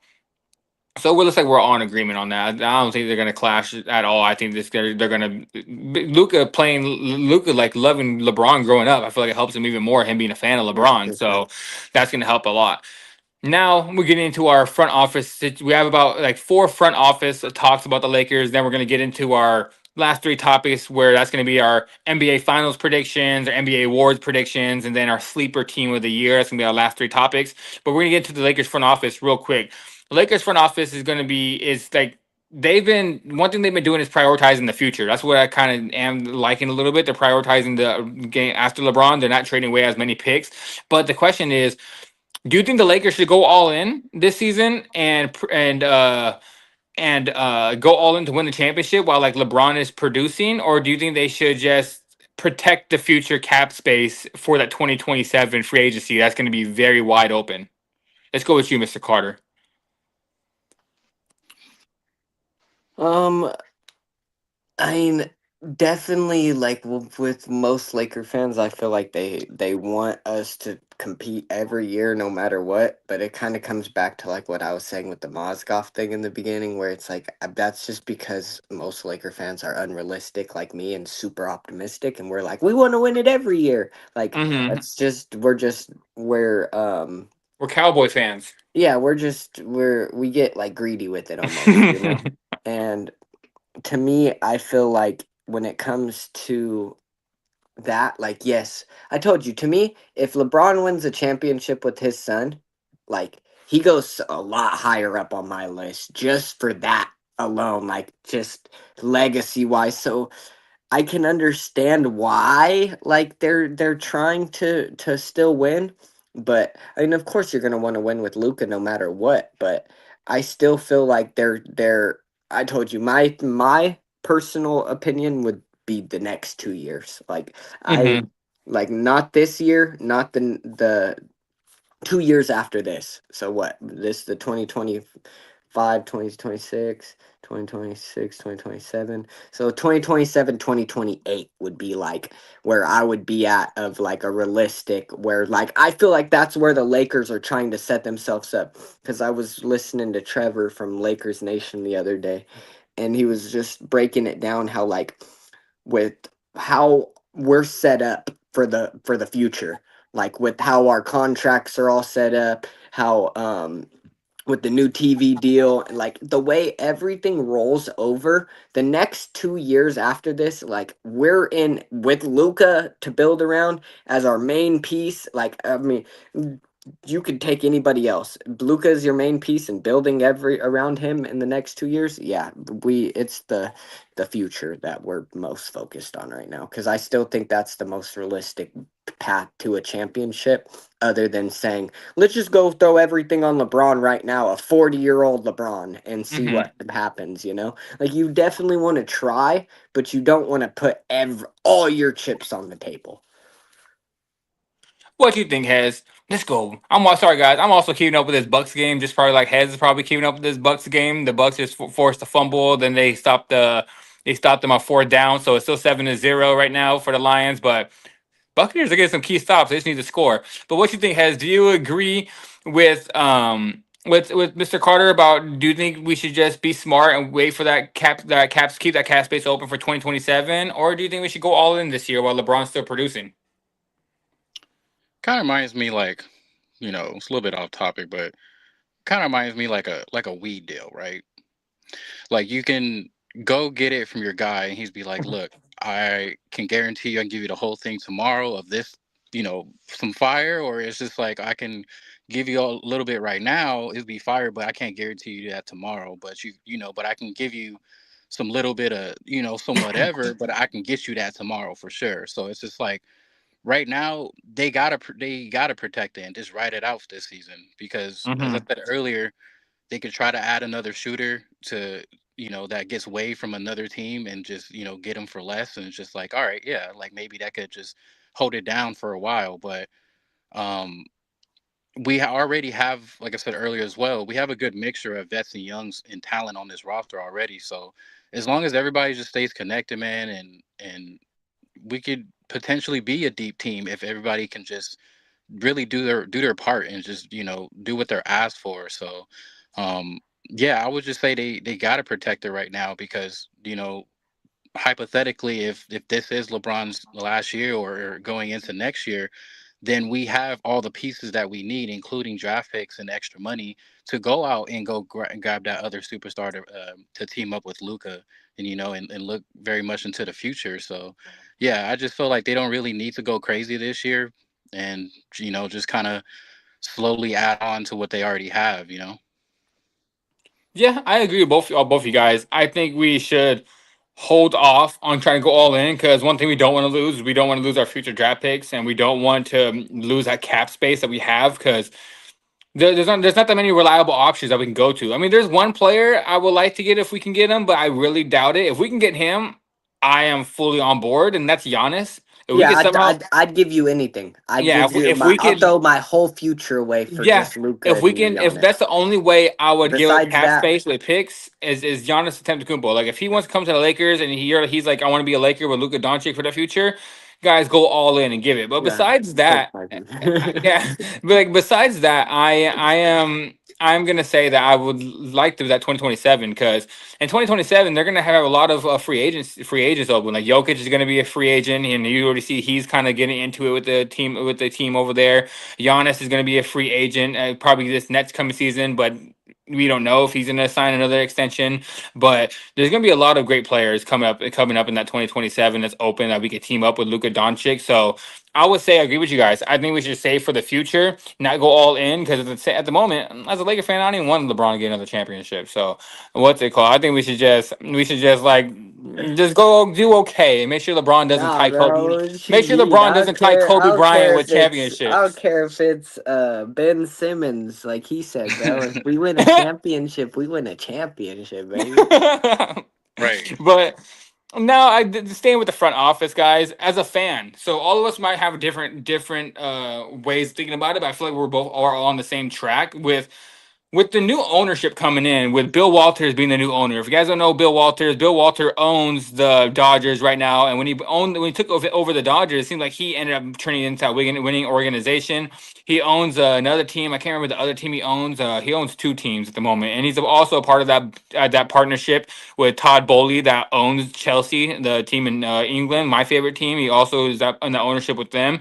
So it seems like everywhere he goes, one thing that Chelsea's been doing, I watch a lot of Chelsea. They're my favorite team. They've been signing a lot of players. Like we are almost in the top three best teams in the world right now, and we just won the Club World Cup because of all these new players we signed. And one thing about that, there's no cap space, so you can sign anybody you want as long as they say you can pay it. You can buy them, and that's what he's been doing over there with the Dodgers. You already seen what he's been doing with the Dodgers. Dodgers about to go back to back World Series right now, and they've been signing all these players. People are saying they're ruining baseball with all the players they're signing. But the one thing about the NBA is we have a cap in there. You can't just go out there and spend a whole bunch of money like you did with Chelsea and what you did with the Dodgers.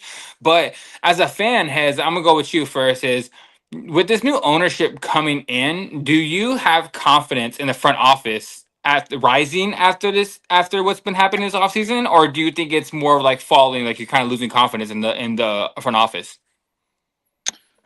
Um, I feel like we realistically as fans just kind of have to, really just be patient. Like Hmm. this is really, other than like a few names that we mentioned earlier, this is relatively a new team, and a younger team at that. So, and the fact that we have new ownership, so obviously that can generate a lot of not only money, but just, having that drive to actually make these, acquisitions down the road. So, overall, like I feel like, yeah, like it it kind of has to be convincing right now, because if not now, then when.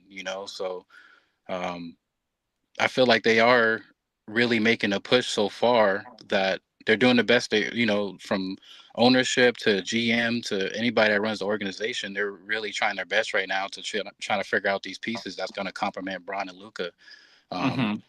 but yeah, I just kind of have, for right now, I'm gonna still have faith in the ownership and that everybody knows what the direction is, what direction is going to take for them to actually, keep the Lakers, back on top.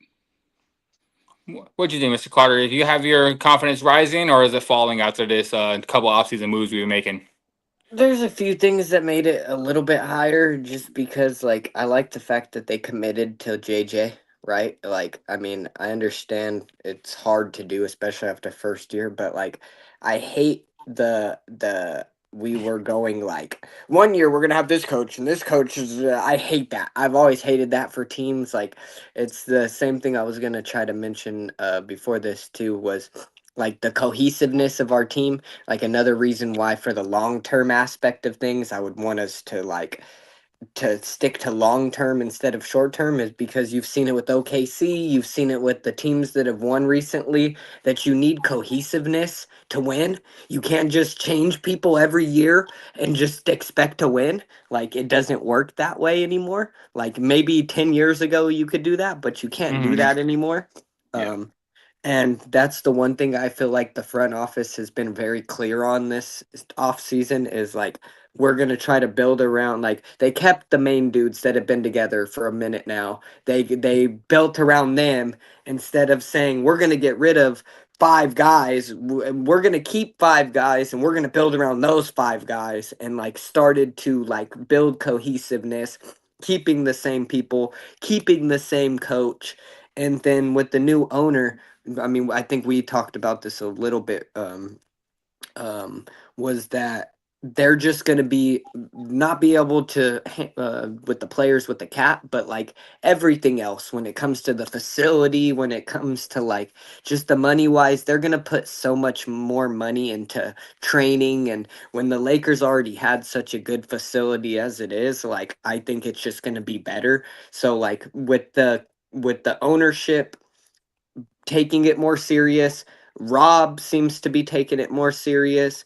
We have a steady coach, like from top to bottom right now. I think everybody's on the same page, which it Mm-hmm. hasn't been like that in the last few years. Where I feel like we've kind of mentioned it with like Jeannie a little bit before, but like with having people in her ear and talking like there was too much outside noise that always affected what Rob was going to do or what this person was going to do and never enough of like from top to bottom, from coach to owner, everybody's on the same page. And that's how Yeah. you win a championship, bro. That it is. It's the championship state shape, mindset, all of it from top to bottom, from 15th man on the roster to the owner. You have to have that to win a championship. So, Yeah, I would say yeah, it's rising. It is rising for sure because I liked how we kept. I mean, don't get me wrong. If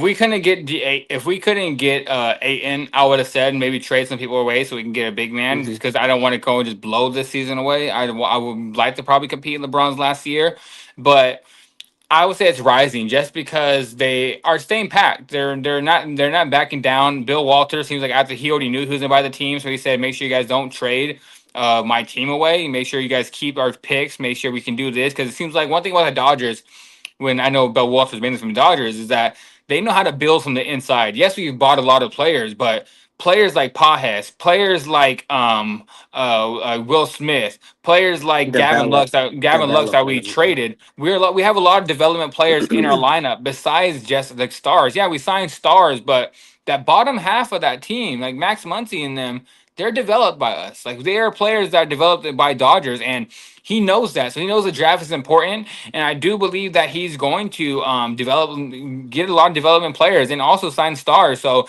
I kind of like that we kept our draft picks. I like that because the one thing about the Lakers, we haven't had that many draft picks since LeBron's been here. We kind of just been like not drafting anybody. Like before Yeah, LeBron. traded them all Yeah, away. before LeBron Yeah. got here, we had D'Lo, we had Bi, we had Kuzma, we had Larry Nance Jr. We had I mean, don't get me wrong, that's not a championship team, but we had some young pieces, and we were kind of building, and you never know what it could have turned out to be. We had Lonzo Ball over here, like we Josh had, Hart. yeah, Josh Hart. We had a lot of people. We had a group. We had a great young team, and then we just traded them all away. And yes, we won a championship, so I Zubac. guess it was worth it at the end. Oh man, Zubac. That's the one that breaks my heart is that we lost Zubac, but. We would have no big man. We would have no big man controversy if it was Zubac I was in know, there. me and you, So we were. I've we never been traded madder him in my for life. Muscala. Now everybody always talks about that trade, but nobody talked about it when it happened. I'll tell you that. 'Cause But yeah, I think it's rising with us keeping our draft picks. I like it a lot. I think it's helping the Lakers learn how to develop their team a little bit more. But now, guys, let's get into our next question. Next, we're gonna have about like 5 more left, and then we'll get on out of here. I told you guys. I think I said on after the snap. I said it's gonna be our longest show. The first episode gonna be our longest episode because we have a lot to run through this off season, and then we have predictions to give out. So after this show, will probably be like around like an hour and a half. This one we gonna be pushing a little bit longer for the first episode. Next episode, guys. Our next episode, sorry. Next question, guys. Next question. If this season ends in another playoff disappointment for the Lakers, like if we go to the first round, we get knocked out in the first round again, or we play a team in the second round where we're expected to win, and we go out there and lose, who do you think takes the blame? Do you think it's going to be on LeBron? Is it going to be on Luka? Or is it going to be? I wrote down the front office, but I'm going to change it to JJ. Or do you think it's going to be on JJ? Who do you think takes the blame? Let's go with you, Hez. It's Luol Deng's fault. No, I'm just I agree. I feel like regardless how it plans out this year, it just it would automatically have to be on the front office, even though I'm trying to be patient and we got new ownership and everything like that.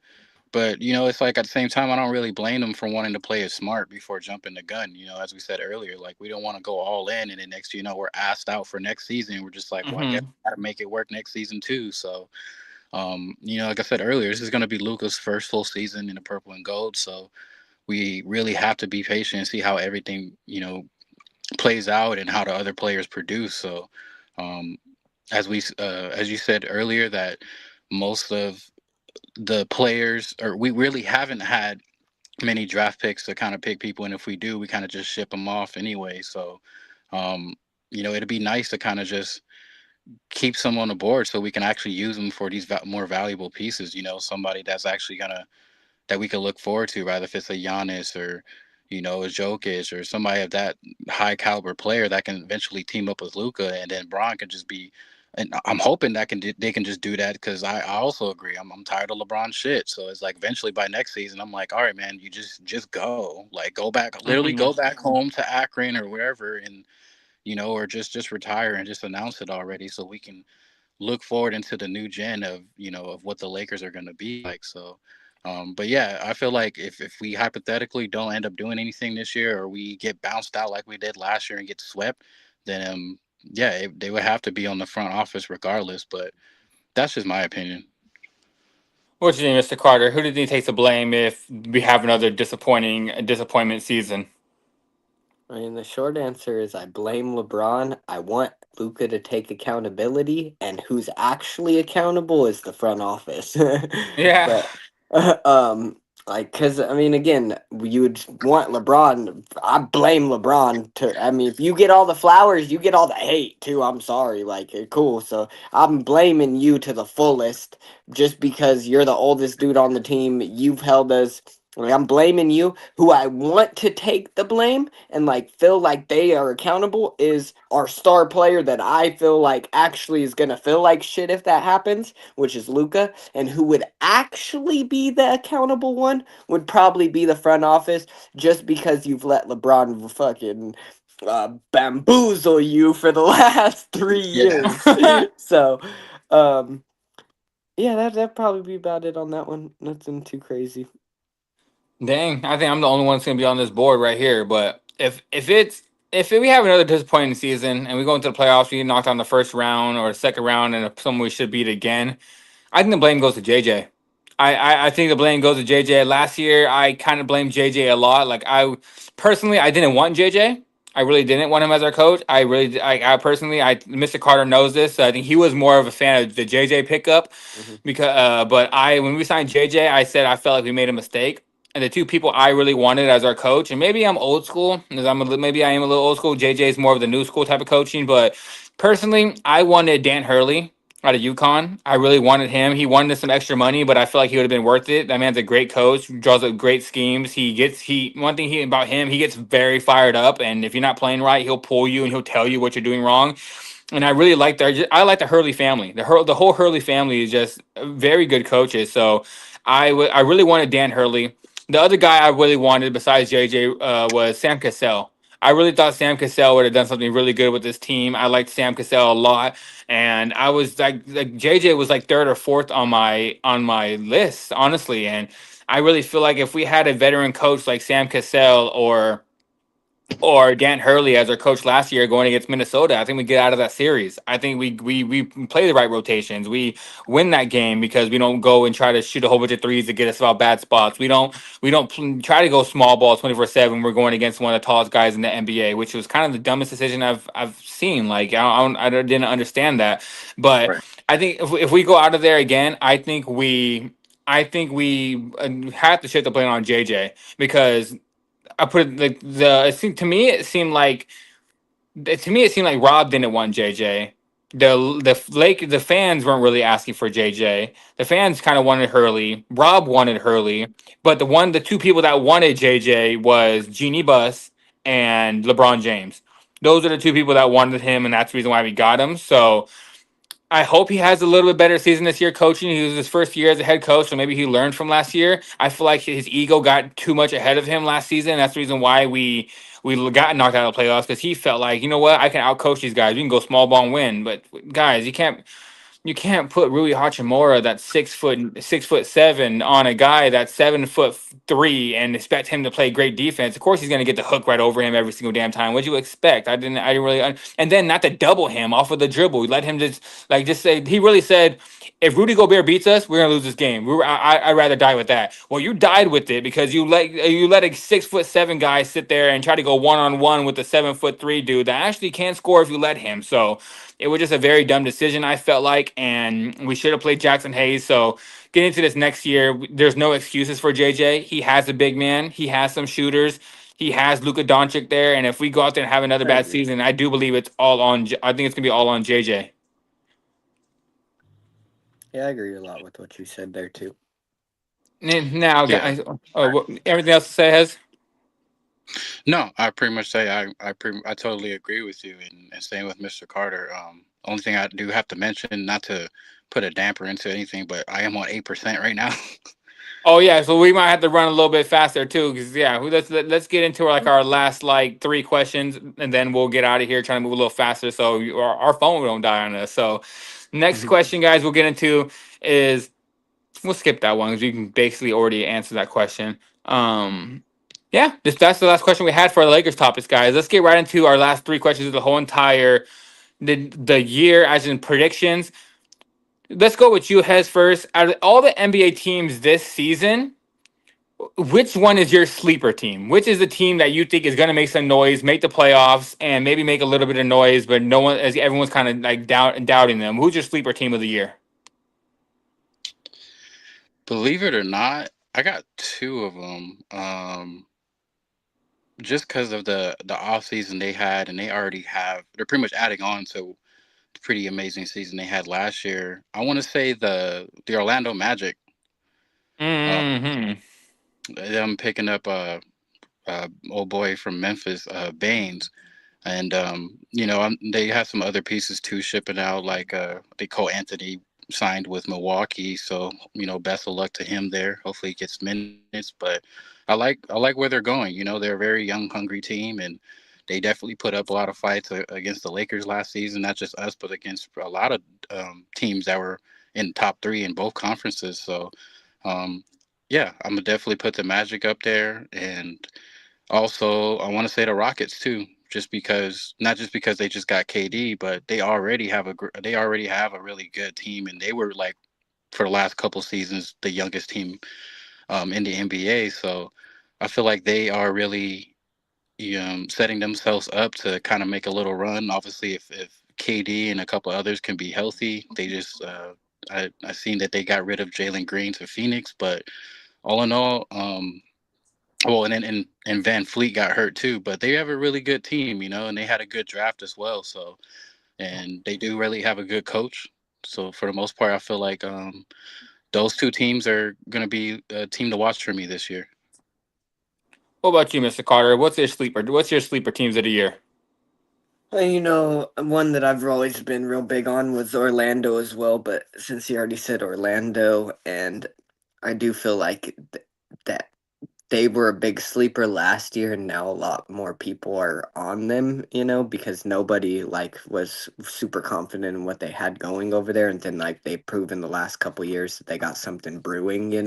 So they're definitely a sleeper for sure in the East, especially with it being wide open. But if I had to pick two, one from the West and one from the East, the West would be the Jazz. I actually think the Jazz are a pretty actually well-rounded team where I wouldn't say no contender or in a title contention or nothing, but I could see them making some noise compared to what they did last year for sure.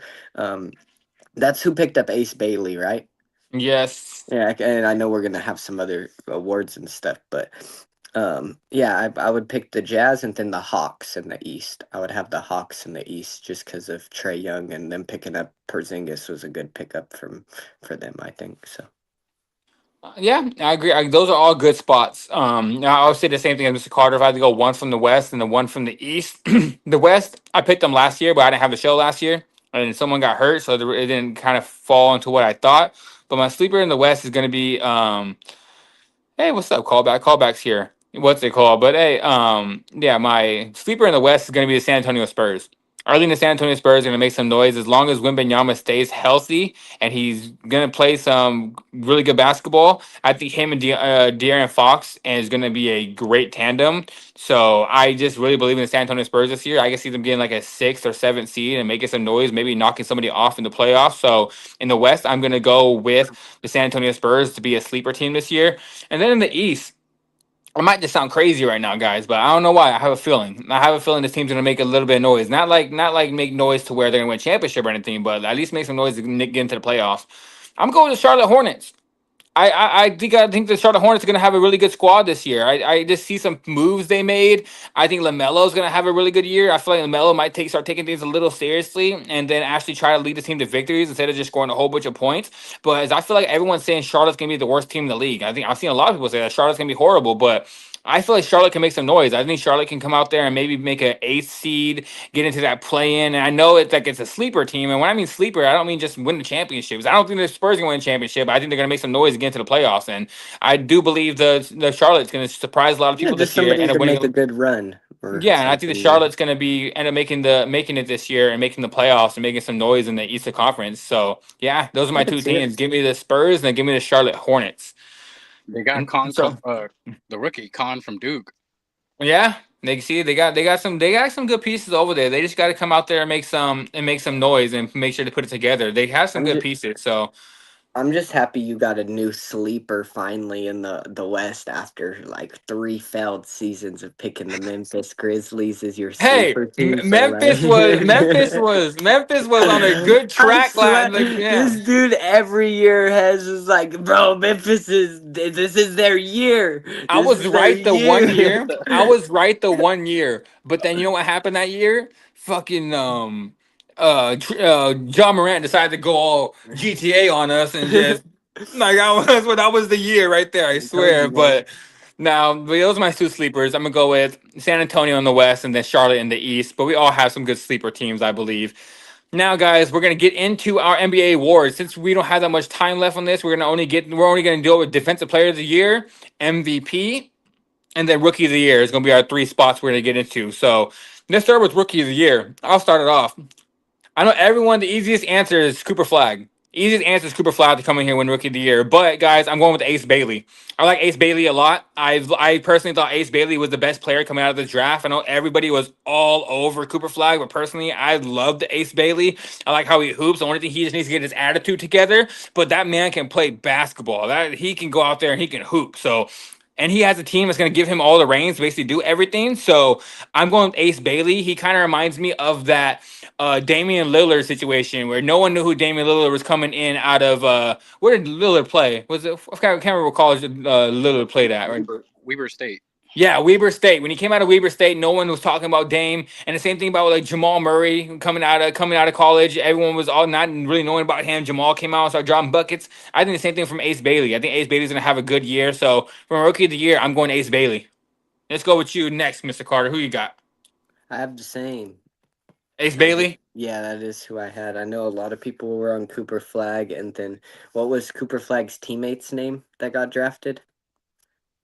Oh, well, the other guy from Duke. Yeah, the other guy from Duke. Everybody was super high on him too. Yeah. I know that's like the main two picks right now, but I don't know. I like the way Ace Bailey carries himself. If you've seen like kind of what has happened with Utah, that like they took the shot on him. He didn't want to be drafted, but it turned out to be like his manager and the person that was managing him was not doing things very good for him. And it's not Ace that is the problem. It was his management and Ace is showed up, played, has been in training camp, like doing what he's supposed to be doing. So I see him actually, like you said, I see him having a really, really good year and having a good chance at being Rookie of the Year. Yeah. And what do you think, Has? Who you got winning Rookie of the Year this year? It's tough, man. But in all honesty, I think I'm gonna go with that rookie from Richmond, Timo Cruz. No, I'm just kidding. But yeah, I have to go with. I'm gonna have to go with Ace as well. You know, he finally gets rid of that.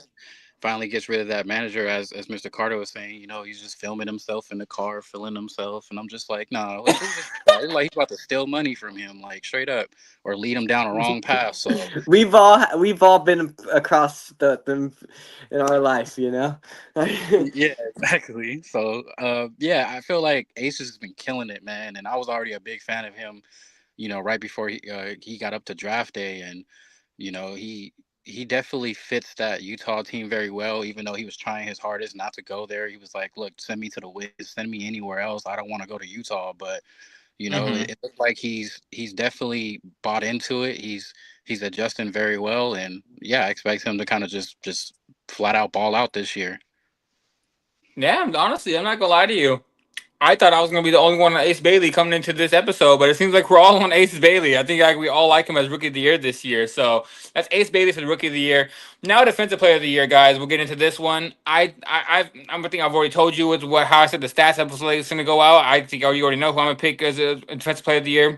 Victor Wembanyama, guys. Victor Wembanyama is gonna win Defensive Player of the Year this year. He stays fully healthy. I don't think anybody is a better defender than him, like at the rim. That dude, if he's healthy, is gonna average like 4 or 5 blocks this season. He's going to be the tailored defensive guy for the San Antonio Spurs. And yeah, that man even grew a couple inches over the offseason, which is crazy. That man's like 7'6", 7'7" now, which is insane. So yeah, so I think Wembanyama wins Defensive Player of the Year, and with a couple more inches on his height, that is going to block even more shots. So give me Victor Wembanyama. What you think, Hez?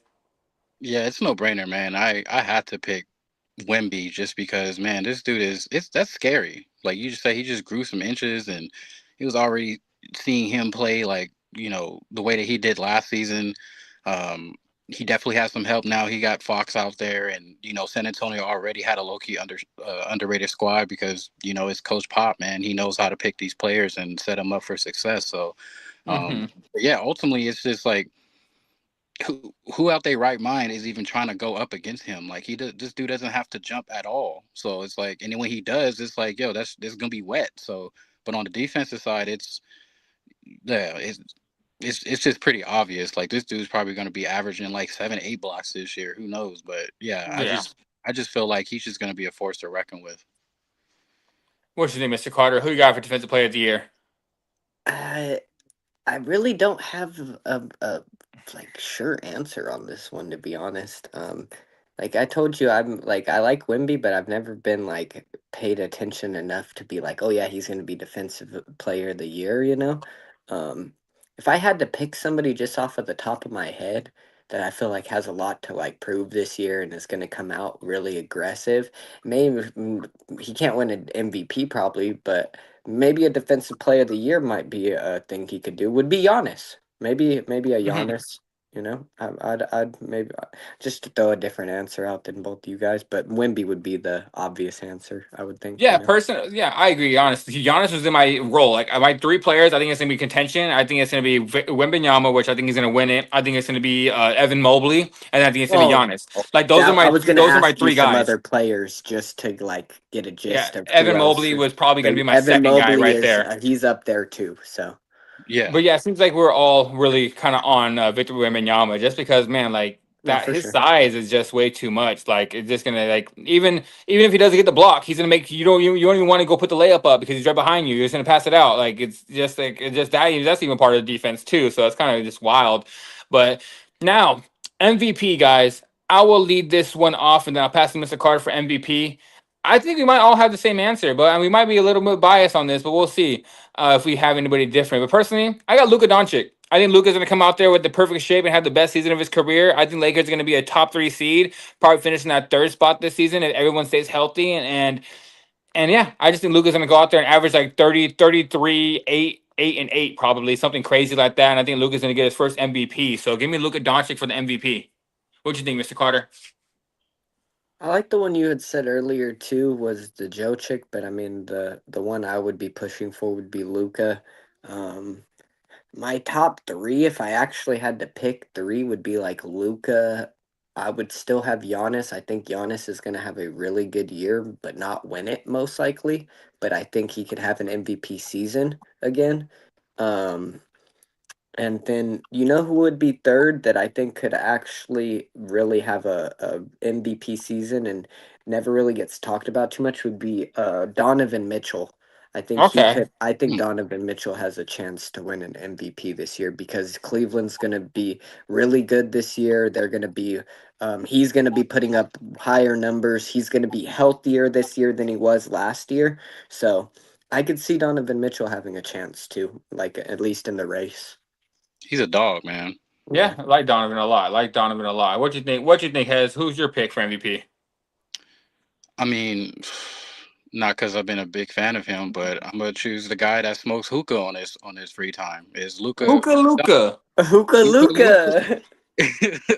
So yeah, this is probably, like I've said many a times already, that this is the best shape that he's been in his whole career, man. And I've never seen him really so focused more in my life. So he's just gonna pick up right where he left off, especially not too long ago when he had to single-handedly, bring his team to play the Celtics in the finals. Granted, they lost, but it's like, man, to do it pretty much by himself, it was really amazing to see. So, and I feel like he is more motivated than ever, especially after all the controversy this past year with, him kind of being slighted and backslided to get traded like that.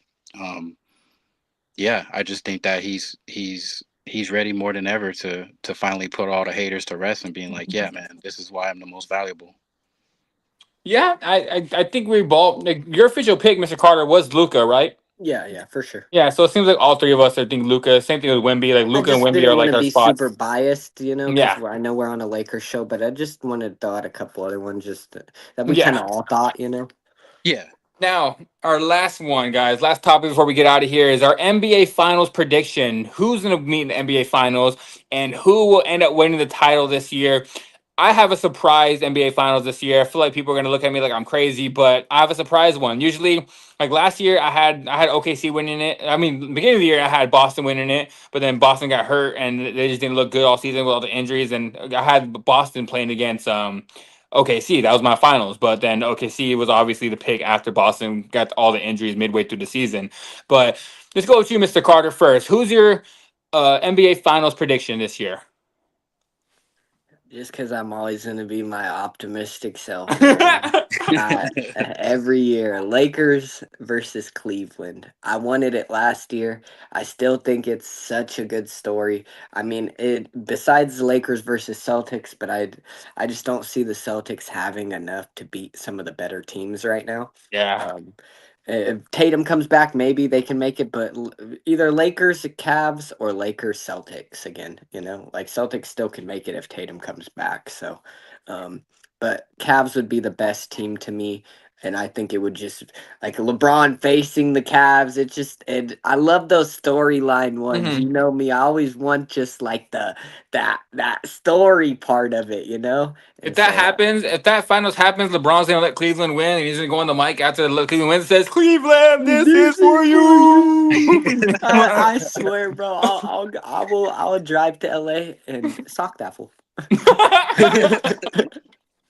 But who you got? Who's the NBA Finals pick? Has Oh man, I'm still kind of still uncertain about it. I really didn't even come up with a prediction, but um, kind of adding to Mr. Carter, I definitely would really like Cleveland to be in the mix. You know, I feel like if things could have went their way, and despite the injuries and the slumps they had towards the middle end of the playoffs, I feel like they really could have made it. So I'm actually gonna hope that they go into the finals this year. You know, and be that underdog, but. Um, Honestly, I wouldn't be surprised if it was a rematch from last year. You know, OKC and Indiana Part Two, just because. well, Uh, Tyrese is gonna be out for the year with his torn Achilles. oh, see, I didn't know that. I thought he was gonna come back sooner. So yeah, I might just have to replace him with Yeah, Cleveland. Tatum might actually come back sooner than Halliburton is, to be honest. So yeah, just kind of going through. Cleveland. Yeah, I'm just gonna have to go with Cleveland and probably against OKC. OKC again. That's the smart answer. I And I who do you took the guys have? delusional Lakers versus Cleveland. You know, Who do you guys have winning the finals then? Because I know you. Let's go with you, Mr. Carter, because you said you had Lakers and Cleveland. So who do you have winning the NBA Finals this year? my heart says Lakers, but my brain says Cleveland. Yeah, I feel that. I feel that. What about you? Between OKC against Cleveland, who you got winning the title this year? Has OKC, man, they just. I'm not gonna lie. I'm not really the biggest Shea fan out there. Um, mm-hmm. you know, it's not even not necessarily how he plays. It's just like who he is as a person. I just kind of feel like it's just whatever. But Mm-hmm. I'm gonna probably say they're probably gonna go back to back if they end up going back. So I just feel like their team is it's just really well founded all together, and they got a lot of returning pieces. I forget what's his name, Jalen Williams or something that just resigned. Yeah. Yeah. And even before, I didn't really know who the hell he was. But when the finals came, I'm just like, who, this guy is pretty much being that solidified 1-2 punch with Shea. So yeah, I'm gonna say it may change down the road, but for right now, I'm just gonna say OKC right out the gates. Okay. Okay. And now, guys, it's time for their wager zones. Wild NBA Finals. One side it comes down. I have basically two teams. I think it's going to come down to one side. I'm pretty confident they go to the NBA Finals this year. Start with the East. The East, I got the New York Knicks.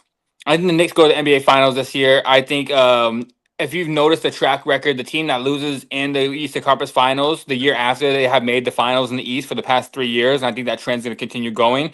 I think the New York Knicks are going to be a little bit healthier. I think Tom Thibodeau's gonna try something out a little bit different. Do they still have Thibodeau? No, they don't. Right? No, they have somebody else. Right? Who's the coach now? I They can't got remember. They Mike picked up. Brown.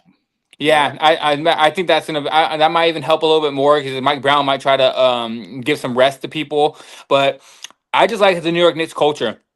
I think the players are good. I think they're good. I think Jalen Brunson's a dog. I think they're going to end up making the NBA Finals this year. So I'm going to go with the New York Knicks on the East. And this one, I know we're on a Lakers show, guys, but I have to do it. I have to do it.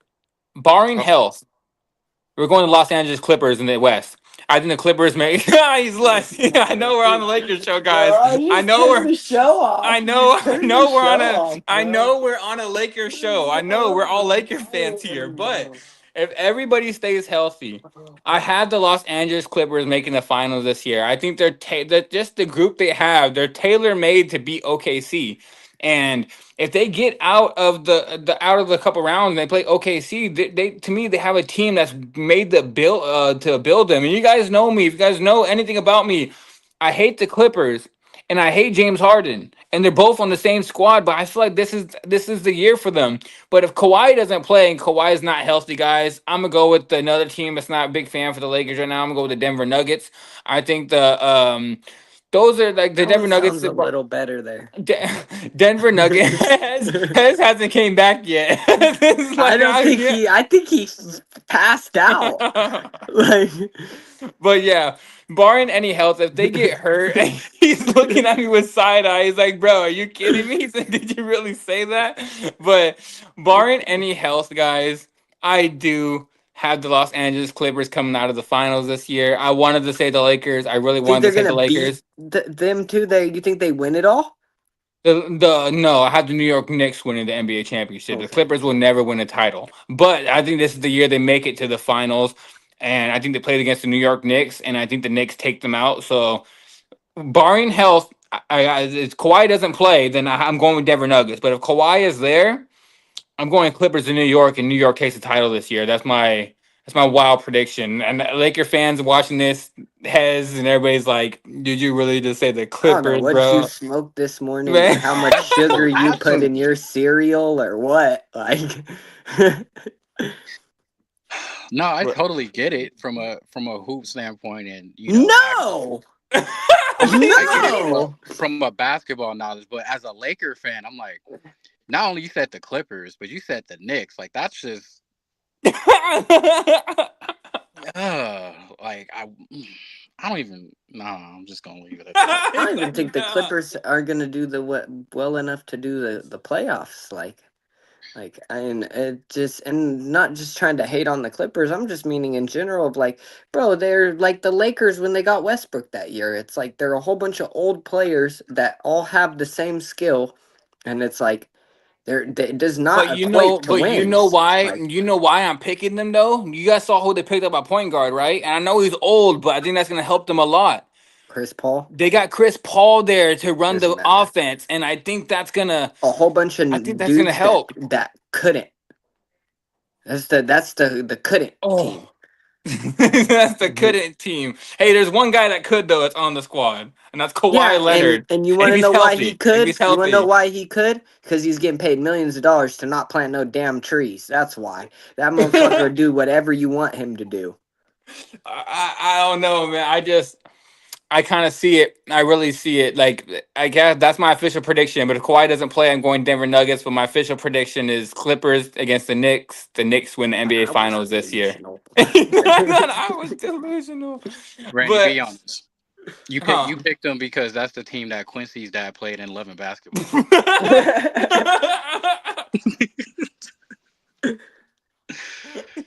Nah, Oh he's my just God. he has a resurgence in believing in James Harden the last couple of years for some odd reason. I don't Hey, know. He was fat too.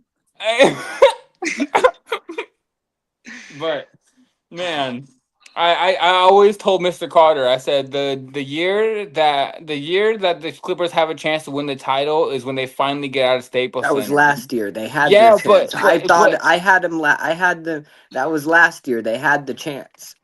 it was, but they ran into Denver and they lost in 7. It happened, but They're worse this year.